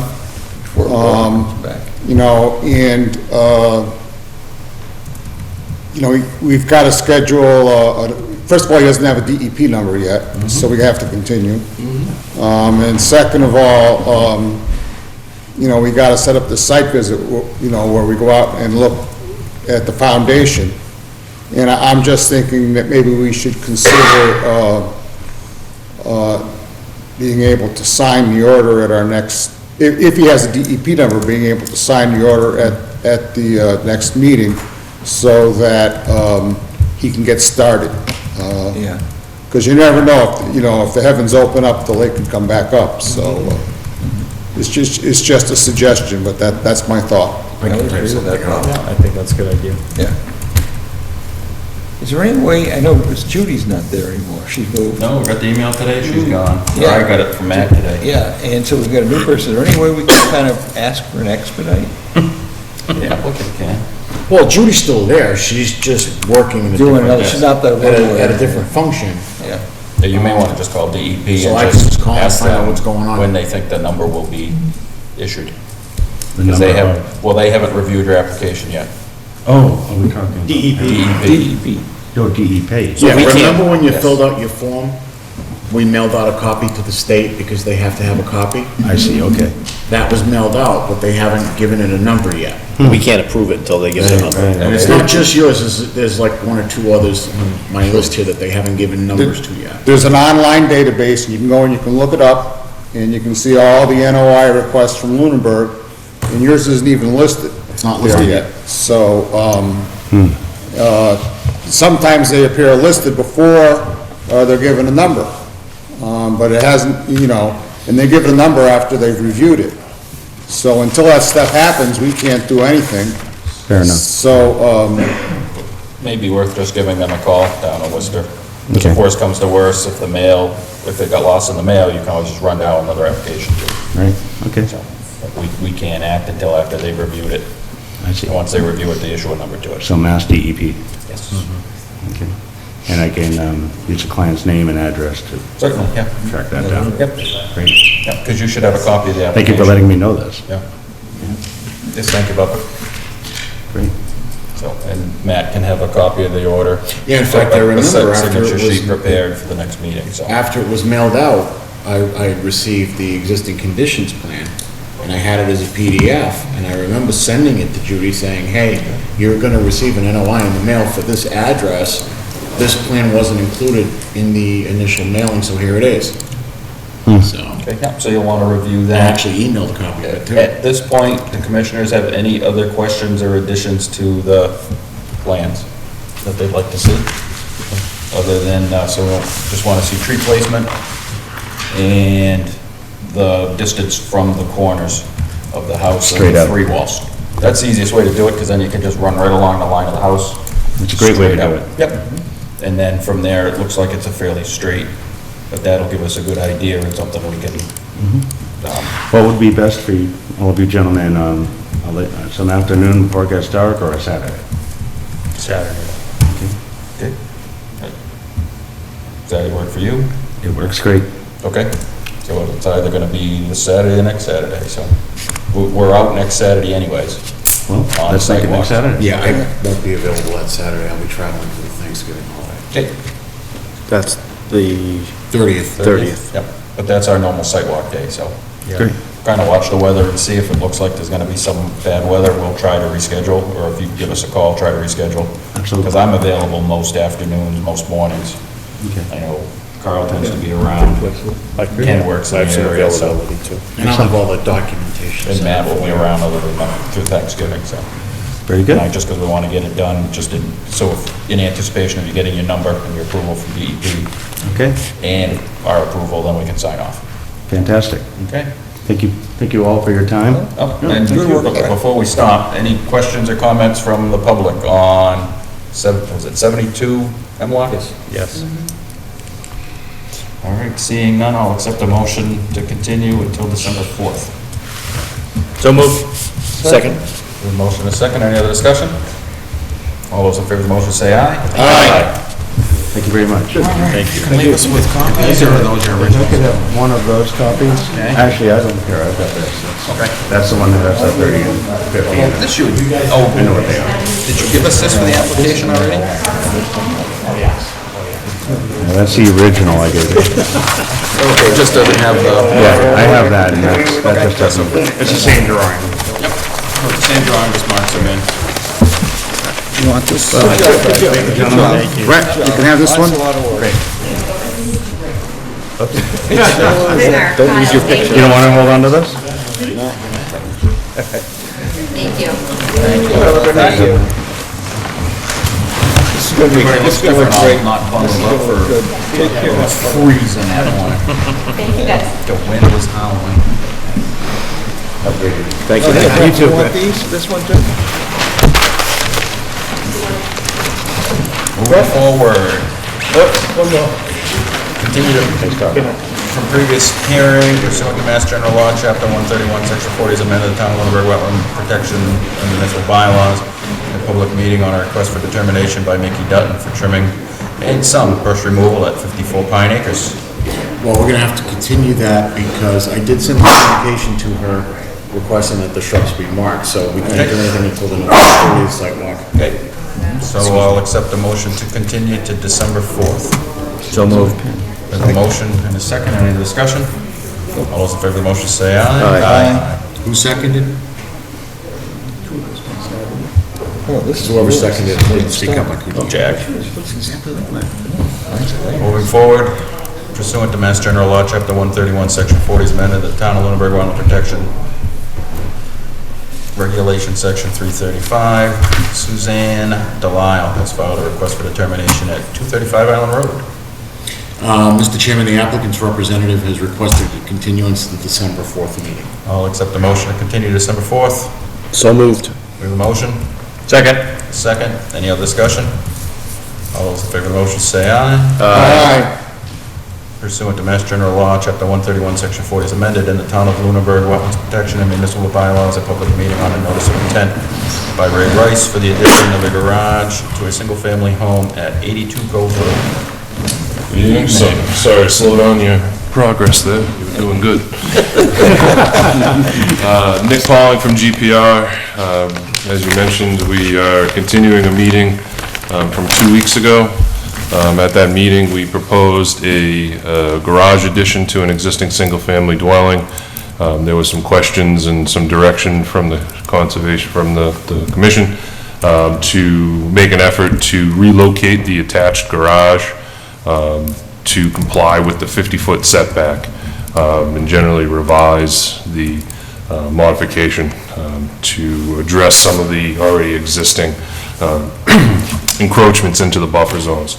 There was also a request to add the already constructed pool patio area that was done last summer, now with the identification of the field delineated wetlands versus the approximate line that was used at that time, as well as include the replacement, continuation of the retaining wall adjacent to that pool area.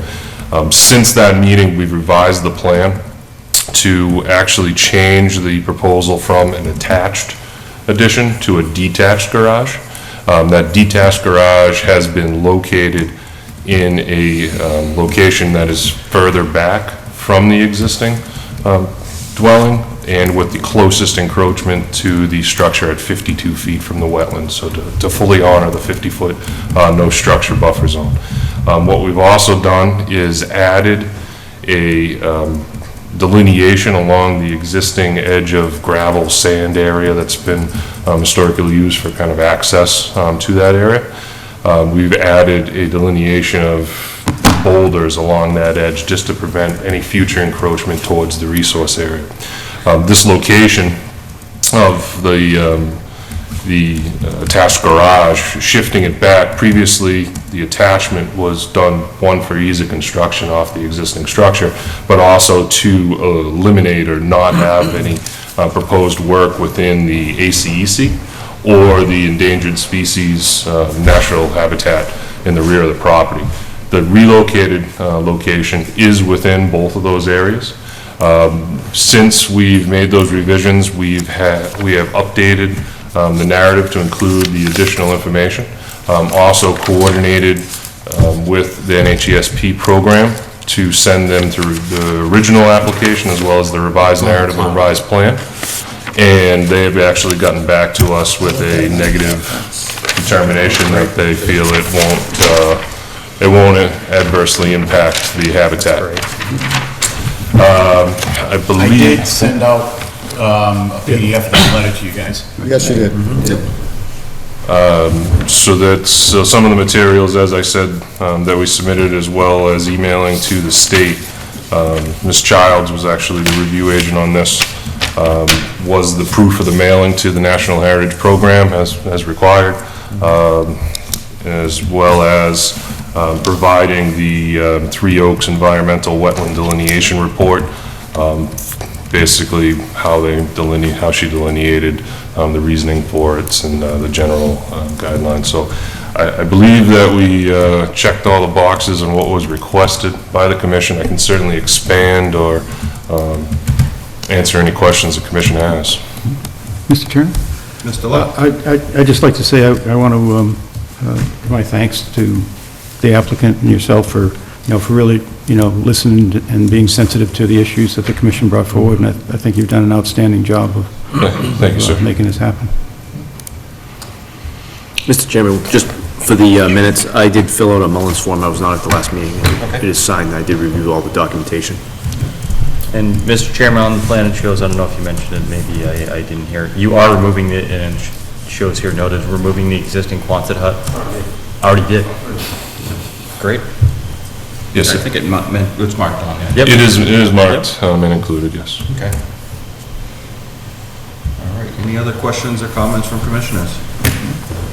So it's gonna just remain gravel outside of the existing pavement now? That's correct.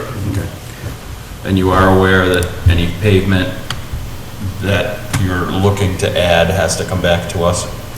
So actually, basically, any work on this property that involves grade has to come back, so. Because most of it is all in the 100-foot. Mr. Chairman, just along that note, putting the boulders and demarcating the 30-foot is great. I assume that the plan is to just let that, what's on within the 30-foot, revegetate or do whatever it does naturally. Correct. Okay. Then we can add that as a line on the order of conditions if need be, if you feel you'd like to do that. All right, any questions from the public on 82 Cove Road? Seeing none, I'll accept a motion for approval. So moved. Second. Second. And a second, any other discussion? All those in favor of the motion say aye. Aye. All right, thank you very much. Thank you very much. Good work.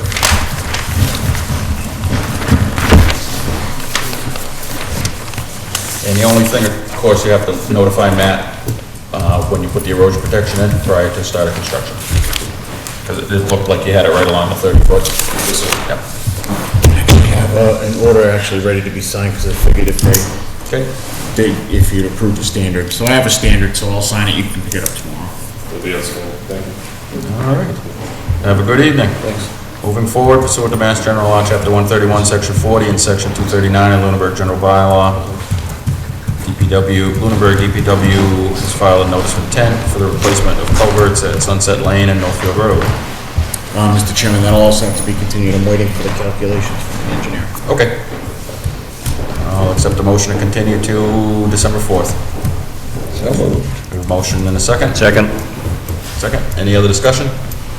All those in favor of the motion say aye. Aye. Moving forward, pursuant to Mass General Law, Chapter 131, Section 40 is amended, the Town of Lunenburg Wetland Protection and Municipal Bylaws, a public meeting on a notice of intent for Nancy Bell for the replacement of an existing retaining wall at 51 Fire Road 19. Probably gonna have to do the same thing. I'll accept a motion to continue until December 4th. So moved. We have a Second. motion and a second. Any other discussion? All those in favor of the motion say aye. Aye. Pursuant to Mass General Law, Chapter 131, Section 40, and Section 239 of Lunenburg General Bylaw, Robert G. Evans has filed a notice of intent for installation of a retaining wall within floodplain for Sunset Lane. Good evening. Long time no see. Yeah, where you been? Absence makes the heart grow fond, right? Good evening, my name's Nick Pauling, I'm with Goldsmith Preston Ringwall. As you mentioned, this is a continuance for a notice of intent for, it's actually G. Roberts Evans, the property owner, at the, At the last hearing, we presented revisions after basically recreating some of the issues of the previously done work spilling onto the abutting property. There was 3 comments at that time. One was the addition or revising of the plan to add the 30-foot no-touch buffer, which we have. Also, the second was questions regarding a proposed fire pit and patio area down also within the 30-foot. That was I may be potentially losing my access to the water, so I'm going to ask for everything. So when asking about specifics about that, after a number of questions, it was directed to be removed from the application.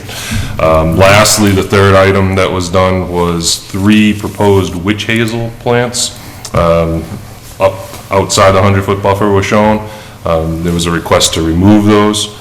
Those 3 plants have been replaced by 2 red oaks, and 1 additional lilac has been added, so the same number of plants are proposed. The red oaks, it was basically the removal of the witch hazel, and the abutter was also going to ask for some of the trees that were previously removed anyway, so it was somewhat of a compromise. The same number of trees, plantings are proposed. The shifting, they have been slightly shifted around just to allow for kind of canopies to develop. Those were the 3 items at that time. I can certainly expand on any questions or specific additional comments that the board or the commission might have. All right, any questions or comments? Yes? I did fill a Mullins form out for this hearing as well. Okay. Any questions or comments from commissioners on the revisions? So we've dealt with the floodplain, we've altered the placement of the wall back and forth to gain us some space to save the mature trees. So we've pushed it back in other areas, so the floodplain was 0, or actually we've gained a little bit. You've actually gained some. The compensatory storage is provided on the second sheet of the plan. Okay, we've got erosion protection in place. The areas outside the 100-foot really aren't in our jurisdiction. And you're not doing any construction, you're just doing remediation work on the neighbor's property at this point? That's correct. Okay. As far as I'm concerned, I think they've dotted all the i's and crossed all the t's. I would agree. Okay. And when are you looking to start? As soon as the water's down. Okay. Yeah. Next year? Next year, yeah. Well, yeah. We know that this is open for 3 years, unfortunately, due to the, I'll say, early start of some of the work and the encroachment onto the abutters. There is some desire We'll get started. to try to remove some items. All right. Any questions or comments from the public on 4 Sunset Lane? Seeing none at this point, I'll accept the motion to approve the application for 4 Sunset Lane. At this point, I don't have any additional conditions. So moved. Second. Okay, we have a motion and a second. Any other discussion? All those in favor of the motion say aye. Aye. Thank you, sir. Thank you very much. Well done. Have a nice Thanksgiving. You as well. I hope the rest of the meeting isn't as unruly as I was.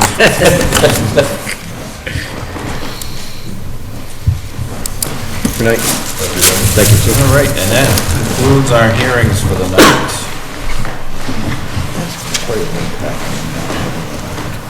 Moving forward, we have violations. We have an enforcement order for the town of Lunenburg at Fire Road 12. And I do not see anybody here to represent. Nope. Okay. Recommendation is to send a letter to commence an administrative hearing for fines. Okay. Failure to show. Yep.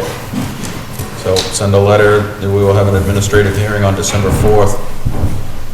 Are we finding the town, or are we Yeah, I was gonna say, who's No, it? there was an enforcement order sent to Tom Wu to appear at this meeting tonight. Oh, okay. And I know he received it, but he's not here, so.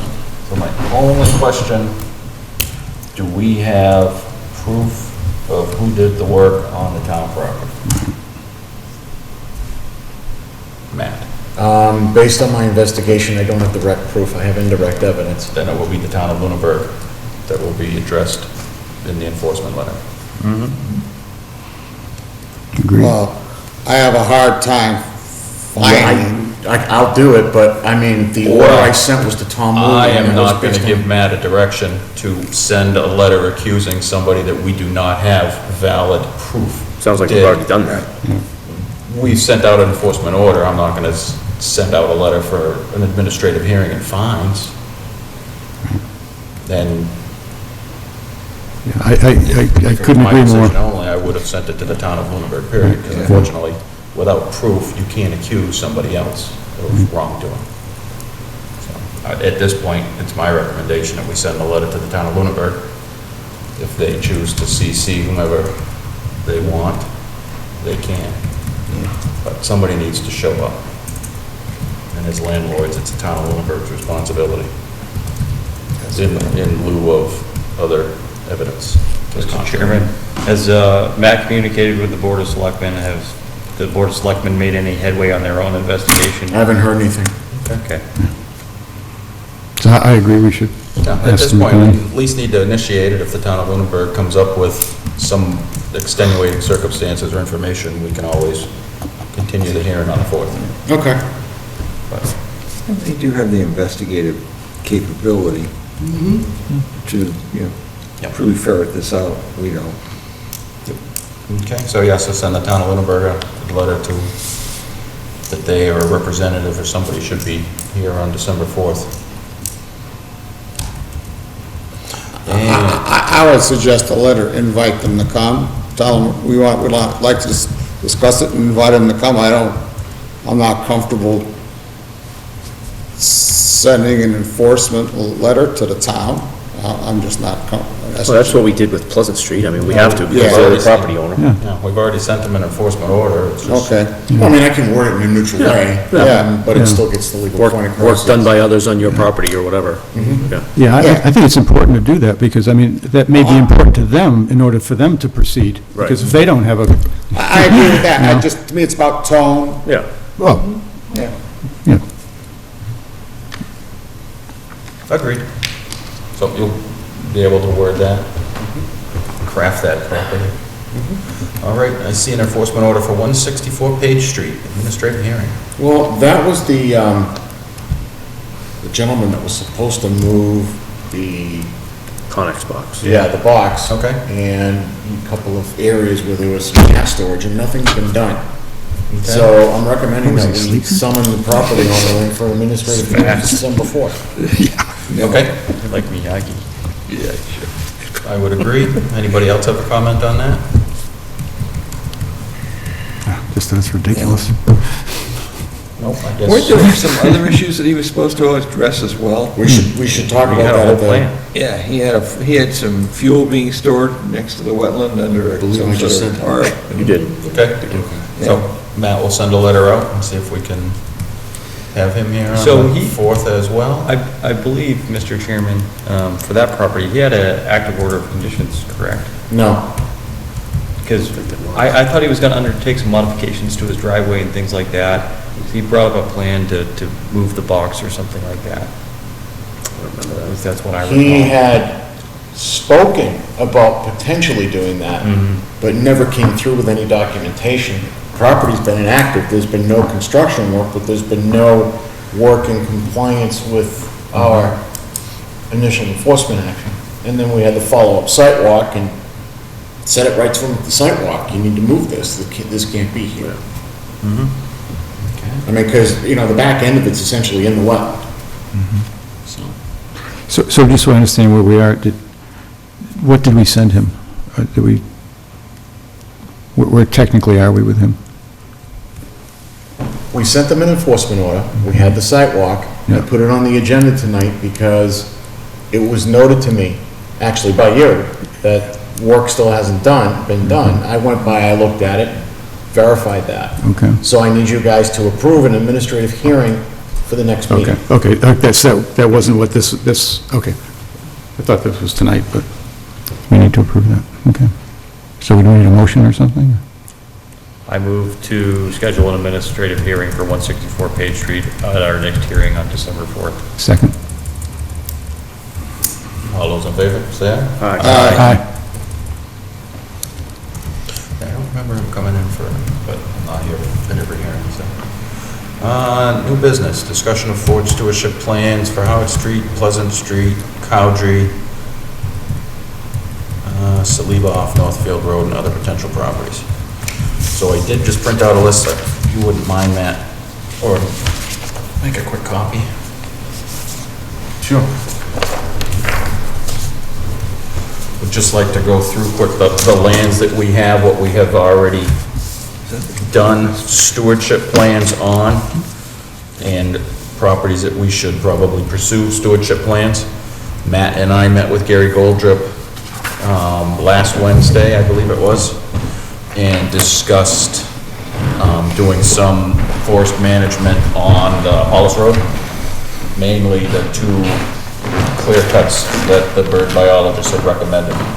The one off of the power line and the one around the field. In talking with Gary, just those two cuts would probably not generate income and may cost money. He did say that NRCS does have money available for that type of wildlife management. So Matt has started to look into the possibility of the grants for NRCS to provide funds for those two cuts. And once we decide or figure out how to get the money, then we can have a public hearing on discussing a timber management of those two properties. Then once we've had public discussion of it, then we can have Gary draw up a cutting plan. So we did also talk to him about finish and cleaning afterwards. So he recommended for those two properties to tree cut the trees and sell the lumber that way and not sell them as chips right now.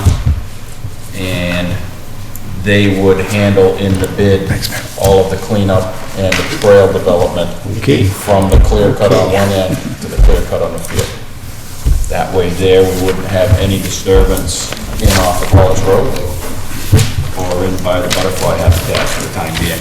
But we would get a cleaned up access in the backside of the property along the trail. And so we did talk to him about that. Afterwards, Matt and I discussed other properties that perhaps we could bundle for forest management. And one of them that came to mind was the piece of property that runs along 13 on the far side of Lanny Orchards. The access point is We next have to Kelly's 60 Pond. acres there, and then we were given a piece of property off of Northfield Road. So there's currently, to my knowledge, no trail system in there. There's very few trails in there. Lots And of woods down there- trees, the woods lots of there are ice in damage. and- Tough shape.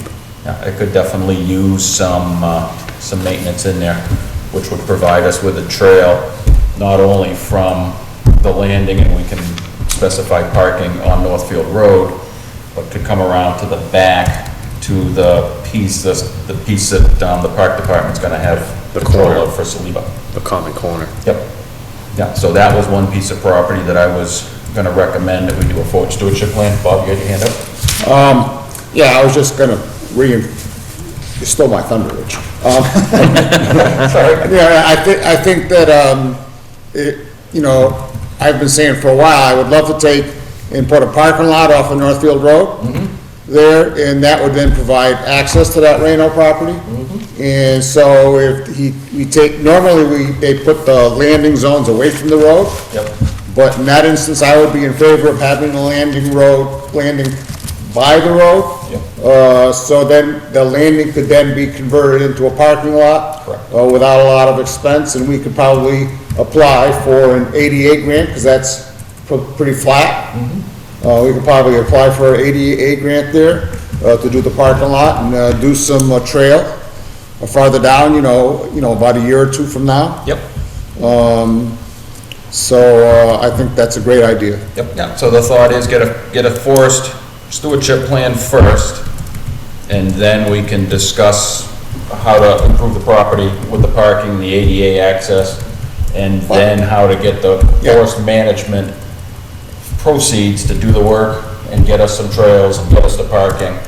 And definitely, develop the bid so that the work is final.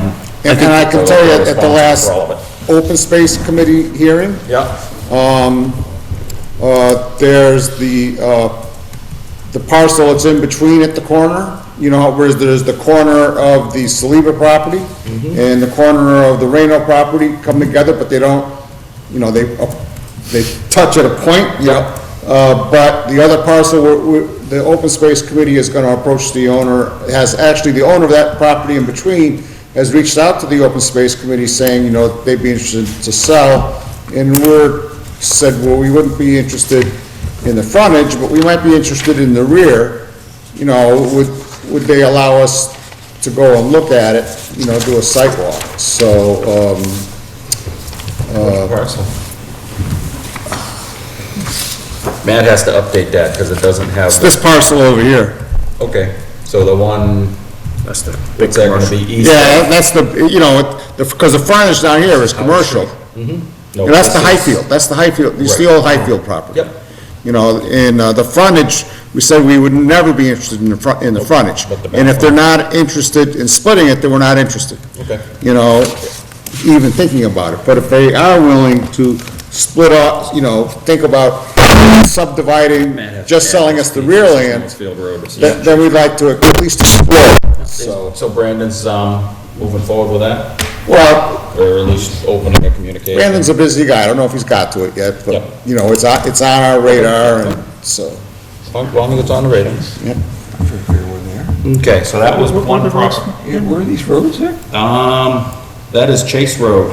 Right here, That's okay. Chase Road, Landis is across the street, and It's then right Northfield. across from, This is Northfield. Yeah, So so this this, Oh, okay. yep. right across from Lanny's. So it's a good piece of property, but like Ken says, you drive by and you can see all the hangers and the blowdowns and. And you walk through there, I walked through it probably last year, all the way out to the back, and then Yep. across and around, and it's in tough shape. Now, it also looked, I think Matt had given me a forest cutting plan of the land that the Parks Department's getting, and it looked like their road came almost all the way out to the point. I think it probably did. Yeah. Because there are some existing trails out there. and that- So if we the could far- work in here and then perhaps have a trail going back to connect them right away to start.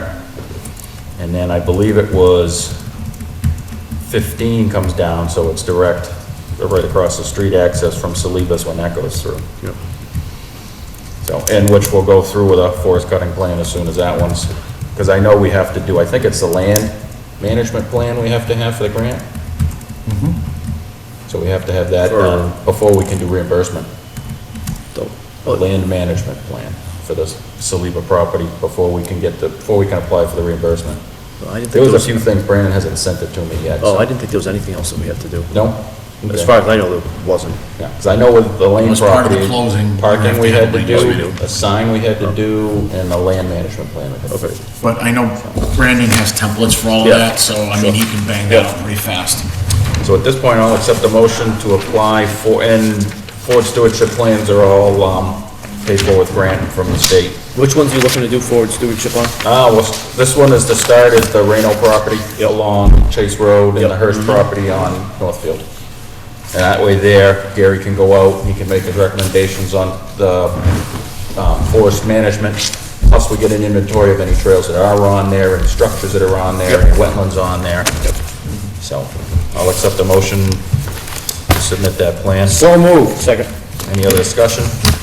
All those in favor of the motion say aye. Aye.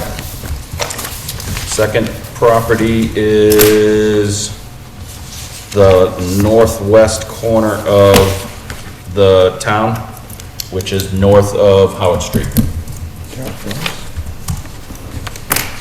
So it's runs, we have one property that starts on Howard Street, goes out, then there's a block that we don't own, and then there's another 240 acres that abuts all of Willard Brook State Park. Okay, So what it's was, what was the first parcel? You just- First parcel was Reno and Hirsch.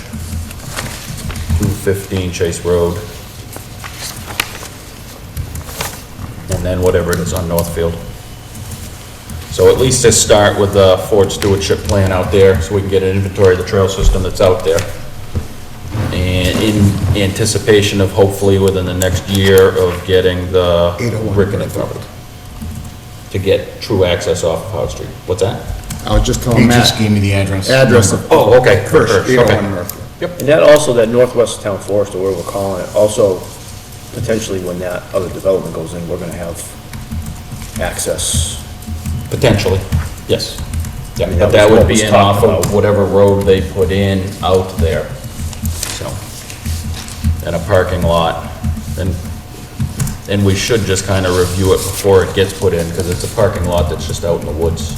So policing it, things like that may be a bit of an issue. But that was the second piece to at least start with. We can, in lieu of our own access, Gary's confident that DCR will allow us access because they own the last piece of property in the northwest corner. Yeah. So, but again, this is a stewardship plan, then we can decide, once we get an inventory of the property, what the best use of the property is, have a public hearing, and then at some point in the future, decide to do any maintenance out there, we can start. So I'll accept the motion to... So, can we just go back for a second? Certainly. So this is that piece that we presently have no access to. We presently have no access to. Not town-owned, but there is state access to that land. Oh, so this is the 260 acre piece? Yes. Yeah, 260, which is 5 parcels that are out there. Oh, So we could am I hearing from my colleague here that we could access it through state land possibly? Yes, yes, currently. There are trails out there, and there are a lot of trails out there that people from Willard Brook State Park come in, and from the Townsend side come in. There is no legitimate town access at the moment, but I have been working with Mylene for a year. Yeah, that's the piece we've been trying to get. Trying to get, because Because it's that one little chunk that Yeah. blocks us. I don't know if you're familiar with it. So we own piece 11, and then the piece that's colored in, it's block 1, that's in tax title. And that's the piece that blocks Yeah. us from getting access to all that back land. Yeah. So we're working on that. Thank you, Rich. But it does connect, so once we get piece 1, piece 11 comes out to Howard Street, right across the street from Saliba property. So to continue the trail system and connect it from Willard Brook all the way down through Saliba property, all the way down through the park property, Reno property, now we're almost at Walmart. So it makes one gigantic connected piece. So at least in planning, we should have a stewardship plan on there. Yeah. And then we can decide, once we get a better idea of what the property's like, what we think that the best recreational use, passive recreational use of the property. Then have public hearing to decide what we want to do moving forward. But there is quite an extensive trail system out there, so. Can we take our ATVs on a sidewalk? That was a joke. But you can bring your horse. All right, so I'll accept a motion to submit the Ford Stewardship Plan for the northwest corner off Howard Street properties. So moved. Second. We have a motion, a second, any other discussion? All those in favor of the motion say aye. Aye. So the next piece, and one that is in need of some work, is Laurel Bank down on Pleasant Street. So I know we've talked about this property, this commission, the prior commission, trying to clean it up, trying to transfer gravel off of it. But at this point, we should take a look at it, because it is a fairly populated area. It is a piece of property that can definitely benefit from some maintenance, some signage, try to get the ATVs off of it. So we should at least go forward with the stewardship plan. And I should mention that all of these stewardship plans also have the bird assessment being done on them. So if they qualify for that, then they would be Yep, yeah, they should all qualify for it. through that program Yep, too. so it'll be the forester doing his review of it, as well as a biologist from Mass Audubon. So they're all being put in that vein. Is this property, Mr. Chairman, the one with the new gate? Did we get a new gate on this? We didn't get a new gate. We've been talking about a gate. The gate there, Walk there right now. the gate, I had conversations with Matt about the gate. We talked about maybe putting a new one up. But I think we should try to refurbish the gate that's there, because it's kind of neat. Yep. It says conservation land. It's like welded in metal. It looks pretty cool. Yeah. I think we could probably have it straightened out. And put the it other back thing in. too, if we do get monies from some of the maintenance, we can always make a better parking Yeah. area there, because right now it's, And there was also, there was an Eagle Scout that talked about doing some work there that. Yeah, that's that never why came to I I fruition. don't think it ever came. Yeah. Boy Scouts didn't do anything? I don't. That never Not out happened. there. So, but at this point, again, move forward with a stewardship plan, which gives us an inventory of the trails and the type of forests that are out there, and recommendations for improving the property. And then where that's a well-used piece of property, to try to get a little funding to clean it up, fix the parking lot, straighten the gate, maybe even move it back a little bit so we get better parking, because it's a tight piece of road in through there, so. I'll accept the motion to submit the plan, or submit for a forward stewardship plan for Pleasant Street. So moved. Second? We have a motion, a second, any discussion? All those in favor of the motion say aye. Aye. And the next plan, I would recommend is to submit Cowdrey for an updated plan to include the bird habitat assessment, which again is covered under the grants from the state. But right now, we only have an existing forward stewardship plan.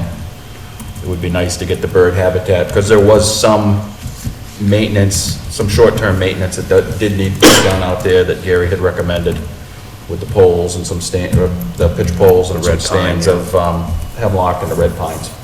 So there's a little bit of work out there. And then again, if we can generate a little income, perhaps get a little picnic area or some viewing along the brook, some cleanup of the brook.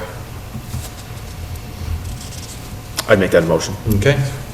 So we have a motion to submit the forward stewardship plan for Cowdrey, an updated plan for the bird assessment. Second. Any other discussion? Mr. Chairman, isn't this the Cowdrey property? They also have a viewing platform already, don't they? But it's not accessible? Have what? The viewing not platform is off of Townsend Harbor Road. It's off of Townsend, Yeah. but it's all part of that same. It's all part of Yes, Cowdrey. it's all part of Cowdrey. Cowdrey, but it's one Yeah. section. so- You can't really access that from most, the last couple of years. Really from anywhere. No. You can't, it's flooded, it's all Um, flooded. So, And, well, let's finish this before we talk about it. okay. Okay, I'm sorry. So we have a motion and a second. Any discussion? All those in favor of the motion say aye. Aye. All right, and the last one was for Saliba to approve at some point in the future, but that would have been the last one that I would recommend. But we can't submit it until after we've taken possession of it, so that would be some point in the springtime. I think it has to be by, is it May 1st? Has to be completed? Depends on when you submit the application. Well, the closing. No, the closing. The closing has to be Yeah, by first. the end of May, by Okay, June because we have to 1st. have the reimbursement application in by June 1st, so. Yes, Someone, I believe, I saw an email from you saying that the first selectman was mandating that we do a 21E on that. yes. And if we That have, was a town manager. town manager? I'm sorry, thank you for correcting me. No problem. And that was from Brandon, so I have not talked to Heather. Heather, through, Brandon told me that Heather was requiring a 20 Okay. on the property. And so, if the McCann property is Indication. an indication, I would advocate that we not use the same person who's used it before. And also, if we are gonna be asked to pay for that, that we use trust funds for that rather than timber funds, because to me, that's exactly what the trust funds are there for, is land acquisition, and this is like a land acquisition cost. So, and if we are asked to pay for anything else with regard to these properties, that we pay for them with trust funds and I not. have a question on that, or should I say a request for a clarification. The appraisal that I have a PO for it, it's active, and you guys had asked me to talk to the accounting office about using the trust funds. Accounting office is recommending that we use the interest to pay the bill instead of liquidating. I mean, we can liquidate the smaller and go up, but I mean, we've made about $33,000 in interest. On the Yeah, trust fund? when we had On all the talked trust about that, funds. yeah, I had recommended, because I think we had 3 trust funds for a total of $2,800, that we liquidate the smallest ones. There were 2 substantial ones that we would just use the interest, that we can't, we aren't supposed to, I don't know if we have the paperwork to prove it anymore or not, but we weren't supposed to be using the Principal. Only the interest, so. The larger ones definitely just use principal and not the, And- or just use interest, not principal. and- The smallest ones, just for the, yes? And back when I was communicating with the chairman of the Trust Fund Commission, he indicated to me that, you know, the Trust Fund Commission would be willing to liquidate those smaller funds, you know, and just maintain the bigger funds. So I support the chairman's, Rich's, you know, suggestion, you know, that we liquidate those smaller trusts, you know, start by liquidating those smaller trust funds, you know, and then attack the interest from the bigger ones. Yep. I agree. I mean, because it's kind of silly, you list, you know, I think one of them, I could pull it up if I needed to, but I think some of them were less than $100, so. Yeah, they were small. Yeah. It was, you know, people had just given a little bit, and Or the residuals, that people gave a lot and there's, you know, like, who knows, because we lost all the paperwork. but- Yep. Unfortunately, so does that answer your question, Matt? Mm-hmm. Okay. All right. And Matt, if you'd like me to get involved in, if there's something I can do to help, let me know. Okay, that'd be great, thanks. All right, so we'll submit these tomorrow for that. I did print out a quick list, and Matt handed it out, of the properties that we should just take a look at and go through and figure out if there are any others that are of high priority for passive recreation improvement. I know Bob has gotten the grant, and it's been finalized? Nope. Still has not? Nope. Okay. So we have the grant, and that's for signing all of the trails? That's for signing, putting up, trail markers, putting up kiosks, and, putting up gates. Okay. Was there specific properties that you had in the grant, or Yeah. just at our, okay. Specific properties, the properties that, you know, that were included in the trail maps. Okay. You know, we didn't have, you know, it's news to me that there are existing trails up in that northwest, you know, and so those don't appear on our trail maps. Which is probably a good thing, since we don't have any access. No, we don't have access, so. So, but,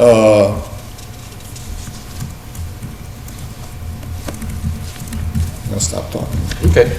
Yeah, so I just handed this out. We should take a quick look at it, and at the next meeting, if we can go through in the next 2 weeks, maybe after Thanksgiving, turkey, and we're in a coma, just on a scale of 1 to 5, which are the most important properties that we should be starting with for improvement, trail improvement, sign improvement, parking improvement. You know, there's a lot of little trails that either aren't on the street, or they have no connectivity to other properties, you know, but then there's bigger properties like the Reno property that will abuts the Saliba property, Town Forest and Lane property, so there are quite a few properties that we should be coming up with a plan, you know, 5-year, 10-year. Do we have, I can't remember, do we have a stewardship plan for Lane and Lodgetown Forest? Yes. We do, okay. Yeah, that was the first round, we did those two. Mr. Chairman, could we get an electronic copy of this as well? Sure. Yeah, that'd be great. Yep. Actually, it's on the cloud. It is? Okay. Yeah, this one's on the cloud, and then I have another one. I just didn't want to get that in depth where we were here for so long with some of the hearings. That just list out all of the different aspects of a property. Okay. You know, what type of habitat for wildlife is on there? Is it in endangered species lands? What type of recreation is currently on it? What type of recreation would it be good for? You know, like we have the Lane property, which has that beautiful parking lot, which is great for horse trailers, you know, so we should try to maybe promote that property in the large town for equestrians to get out, where that might not be quite so useful out in country, you know, because you have a lot more small little dips that they're going through and bridges, and the parking's a little bit tighter, and it's nowhere near as big as a property, so things like that. And then for Salibas and the Northwest Town Forest, if we ever get access to it down the road, what should we be looking for? So in the winter time, we tend to be a little slower, so I do want to try to start the discussion, come up with some longer, mid-range and longer-term planning of what we're gonna do with the properties. So the listing of properties is online, and I'll have the aspects of the property online as well. So if we can work on that for the next meeting, have a little more discussion. Whereabouts online? It's gonna be in, I think there's like a conservation land folder, isn't there? yeah, I think it's, forest management research is where I've got it right now. Okay. Well, it's just helpful to know where to look. Yeah. Sometimes it's hard to find that. Yeah, because there's stuff all over here. Yeah, there's some pretty good info in there. Forest management research. Thank you. So that's where those are. And I don't know if any of you got a chance to read the article that Ken had forwarded. I did. I I started think to. it has some good information in it. It gives you some indications on, the big buzzword now is, sustainability and carbon Sequestration, sequestering and storage, storage and things like that. So Yep. I think, it gives you a little bit of background on that. Yep. Yeah, thank you.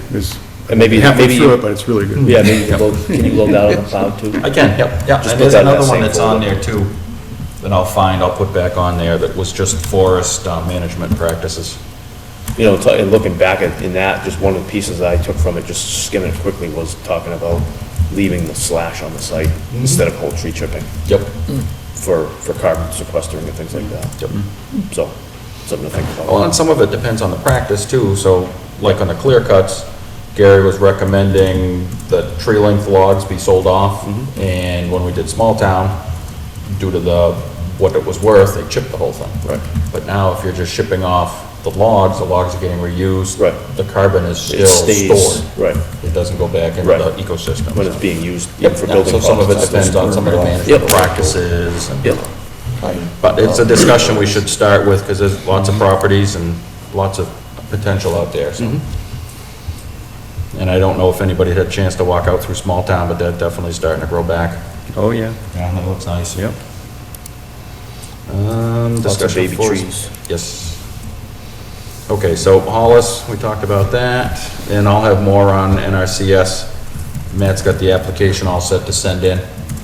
And then we Just can move a quick note on Hollis. Yes. I had talked to the chairman about it, but the previous tenant yes. that was there had left some stuff behind, and I had occasion to get him up on the property, and he removed a ton of the stuff that was left behind. He helped me move a old chicken coop that we repurposed for a shed for the pollinator habitat, and while he was there, we mowed that back field, the big field behind the house. So we maintained that, we took down all the fence that was left over, and so that got tidied up a little bit. And then the pollinator habitat has been put to bed for the year. Yep. That got mowed too. We still have the same tenant we've had there for the last several years, right? Yeah, the previous Okay. tenant had been there I understand. a long Thank time you. ago. And to that, point, Jim Latanzi did the mowing? He did the mowing behind the house. Okay. And then one of the volunteers for the pollinator habitat did the mowing in the Does Jim field. do that, off-site too, if we wanted to get Hunting Hill mowed? I think he would, Okay. yeah. I Do think you that want would to be. try to contact Jim? Do you have a contact info? To see if he's interested in mowing Hunting Hill? It's been a few years, we really want to keep that cut down. Yeah, once that in a hasn't while. been mowed at all. Steve Betancourt did it like 5 years ago. I know the issue with that was access. Can we get? is Actually, there I think access? he's still mowing it. Is he? Because I met on site with Brendan Coppinger, Yep. and he mentioned that Steve had mowed it over the summer. Okay. When Oh, if it's when being I was maintained. there scouting for to submit the trails grant, Yep. it had just been mowed. Okay, well, then that takes care of that. So we're At not least to worry the front part. Yep. Not the great big field in the back, not the great big rectangular field in back, but the front part. Okay. By where the parking is, on this side of the stream. Yeah. That had been mowed. Now, I thought there was a bridge to get out to the back. No? Well, there is sort of a bridge there. It's a footbridge. It's a footbridge. Okay. I wouldn't want to drive anything heavy over it. Okay. Now, when I was out there, it was a few months, like 2 months ago, and the field had been mowed. The big back The field. backfield had Okay. been mowed. Back field, oh, good. Could you maybe just touch base with Steve to make sure he's the one doing it? Okay. Where we'd ask him, just don't want anybody else out there. decides to mow it, take I it. think some of the butters up there may have alpaca or something like that. I think they possibly could be letting them graze, and that's keeping it down too? No, because when I talked to Mr. Coppinger, he specifically mentioned Steve and mowing. Okay. All right, yeah, if you can just research that, Matt, just to make sure. Moving forward, land acquisition, so that was approved at town meeting. Majority, or a unanimous voice vote. So that's going forward.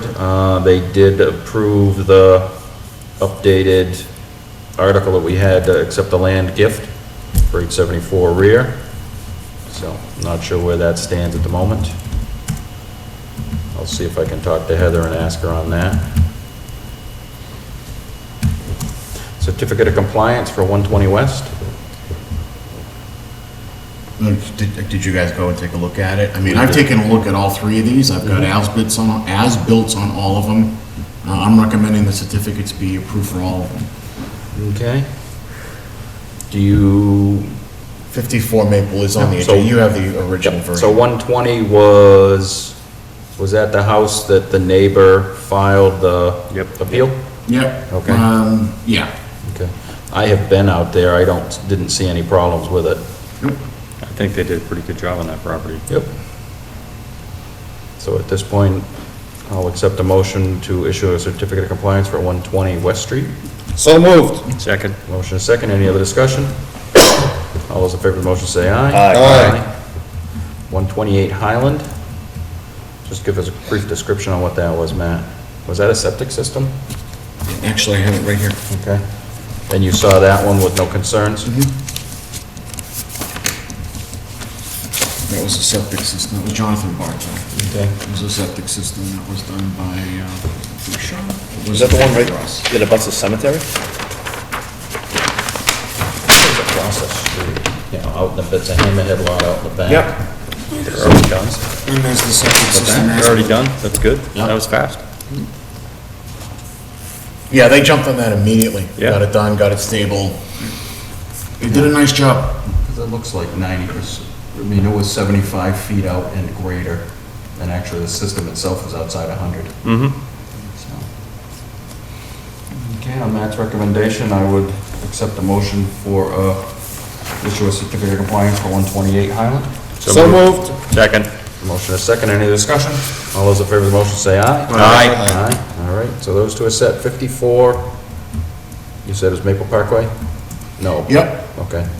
Was that the one with the trailer? Yep. Which is kind of funny, because I was out there about 2 weeks ago. Thought it looked great. Yeah, the thing that really impressed me was, you remember over the brook, that old shed that we asked them to remove? Yep. They removed it, and it looked like nobody was ever there. Yep. It was such a clean job.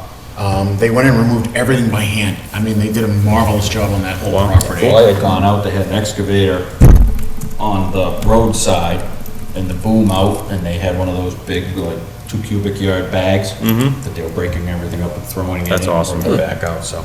And I to look thought at it, they it did a looked great like job. it was never there. Yep. They were never there. A beautiful job. Yep, yeah, so there's no disturbance on the backside of that brook, so. Next recommendation, I would recommend a certificate of compliance be issued for 54 Maple Parkway. So moved. Second. I have a motion and a second, any other discussion? All those in favor of the motion say aye. Aye. Permit extension for Hickory Hills Lakes Management Order of Conditions. We did that last meeting. Yeah. Okay, we approved that. Guess we don't need that one. Minutes? I don't remember I seeing had it. I sent out the November 6 minutes. Last week's minutes were fine, right? I thought they looked I wasn't good. here. Yeah, I did too. I would make a motion that we approve the minutes from November 6th. Second. Any other discussion? All those in favor of the motion say aye. Aye. Committee reports, any updates? I would just, this isn't really a committee report, but remember before Jack was talking about there's no real access to a handicap platform? Yep. We own 40 feet of frontage on Townsend Harbor there, which is enough space, you know, to put a parking lot. You know, and I'm suggesting that we look into in the future,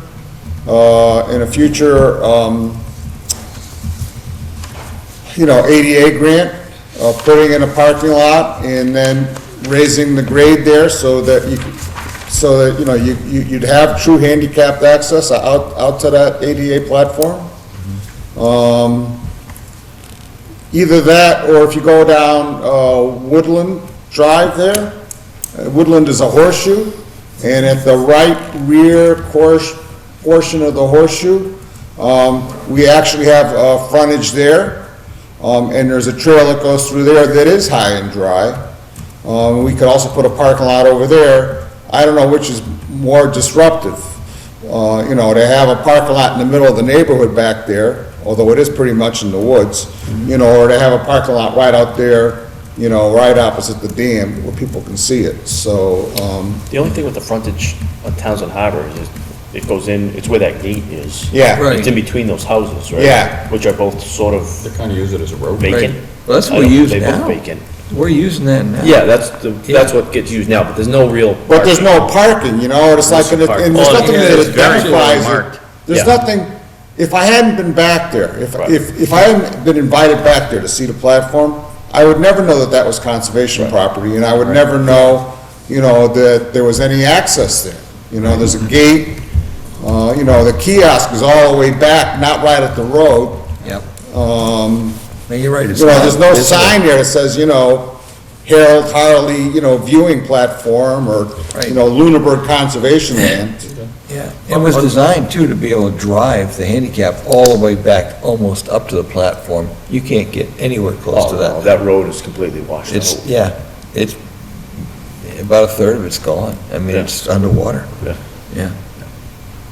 And I hate to see us just keep dumping gravel back in there and get it washed away again. Well, it's the beaver keep raising the water level. Yeah, that's, Well, the thing is, the existing culverts under the link, the snow riders did a lot of that work, and they tend to use the free culverts that Jack Rodquins has at the yard, and those are all small. And, I mean, you don't even need a beaver for those to clog, I mean, they clog just with junk. If we were to put a substantial culvert in, I think you'd have a better shot, at keeping the road high and dry. Or again, you could go around to the right, looking at it from the street, because that is more high and dry over there, but I'm not sure I would even want to park my car back there on. We'll add that to next meeting, and we'll Yeah. at least start with a list of priorities. and Yep. Let's try to stick that in somewhere, and perhaps if we talk to Mel, unfortunately, he wasn't able to make it, so we'll try to reschedule him for the 4th of December for the snow riders. Where they're right there, it might be something for them to try to update Yeah, that culvert. Mel changed his email address, Yep. so, I think that's why he wasn't here. Well, I'd sent it to Paula, actually. Yeah. Because I couldn't get through to his email. And he And, does but say she that didn't unfortunately realize. She didn't get copied on it, so. Yes, so, He just got back from hunting. He was up in Maine for a week and got back on Tommy got Sunday. a nice deer, huh? Oh, Mark was showing yeah, me pictures of yeah, that. yeah. Yeah, he had it on his Facebook. Yeah. Yeah, got a nice one. Yep. Yeah.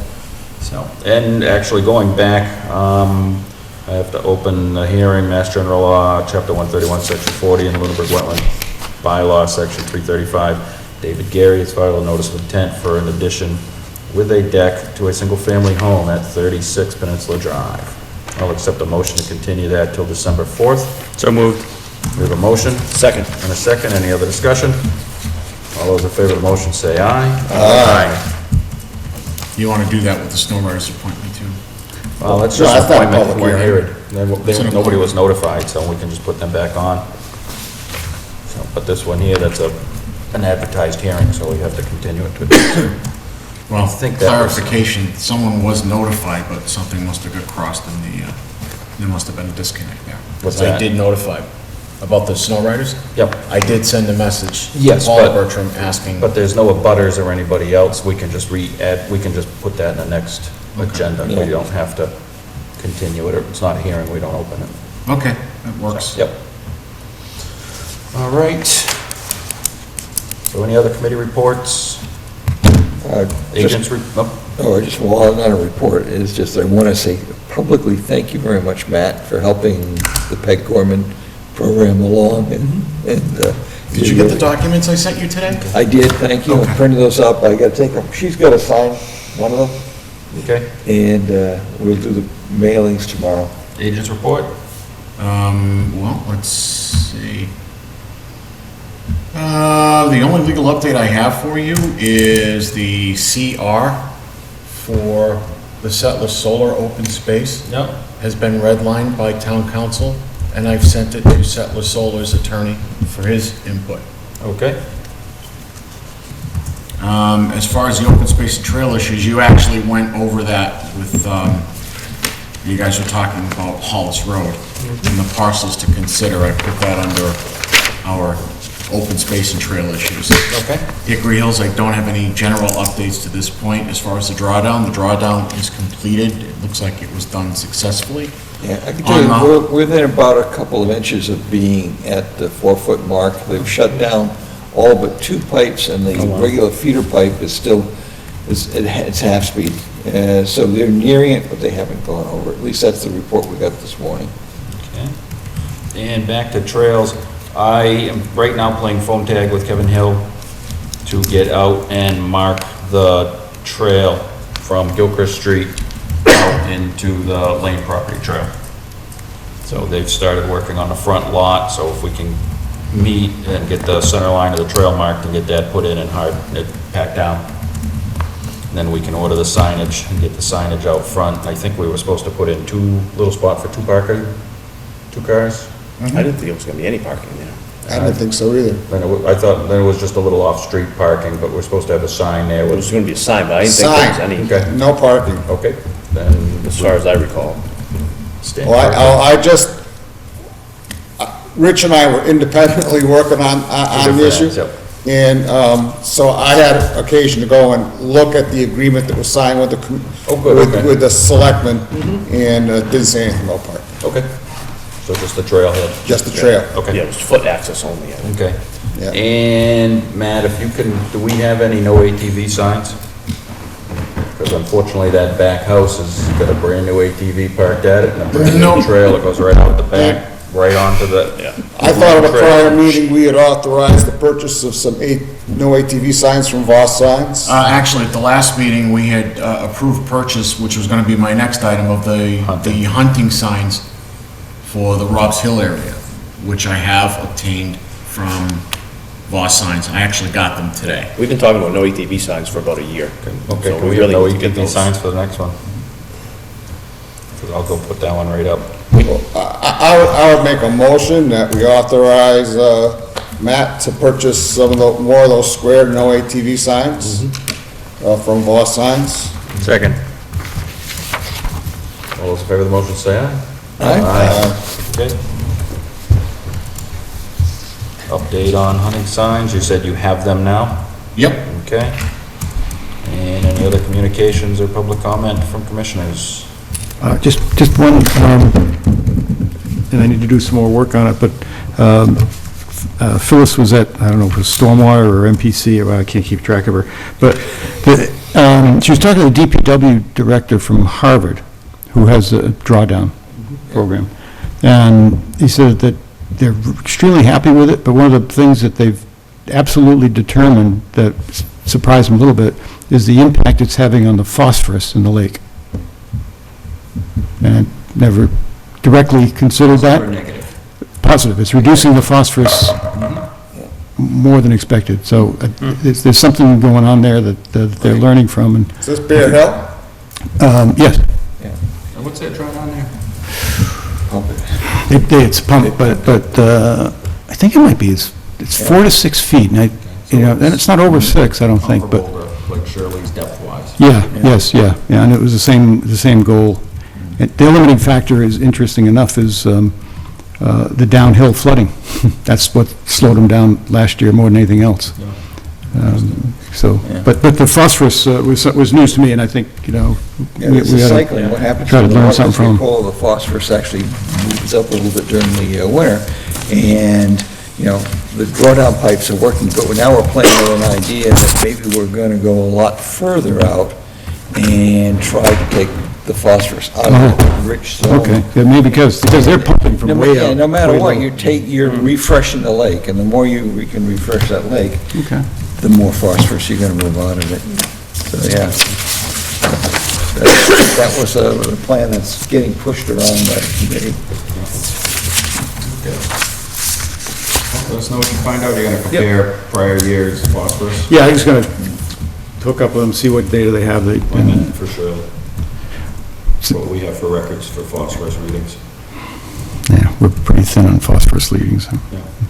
I can take a look, but Something from, 10 or 12 years ago compared to that. I thought that they had taken some this year, was in their, yeah, the last thorough report that Ken Wagner did looked very similar to the 90-something report and the 84 report. It seems terribly stable.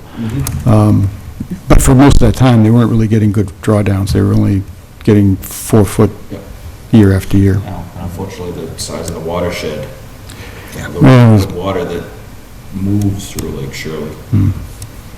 It was more of a choice, though, I think it would be pretty unfortunately. stable no matter what you get for. What's the watershed there? 7.5 miles, he's Gee. got 25. So it's like 30%. Be a little easier to watch that side. Yes, it's absolutely easier. Yep. All right, I'll accept the motion to close. So moved. Second. And a second, any discussion? All those in favor? Motion say aye. Aye. Thank you all, have a good night. Yeah. Good job. Got stuff we need to sign. Yeah, you got a lot of that. There's a trail that goes off. I was thinking we wouldn't be getting out of here.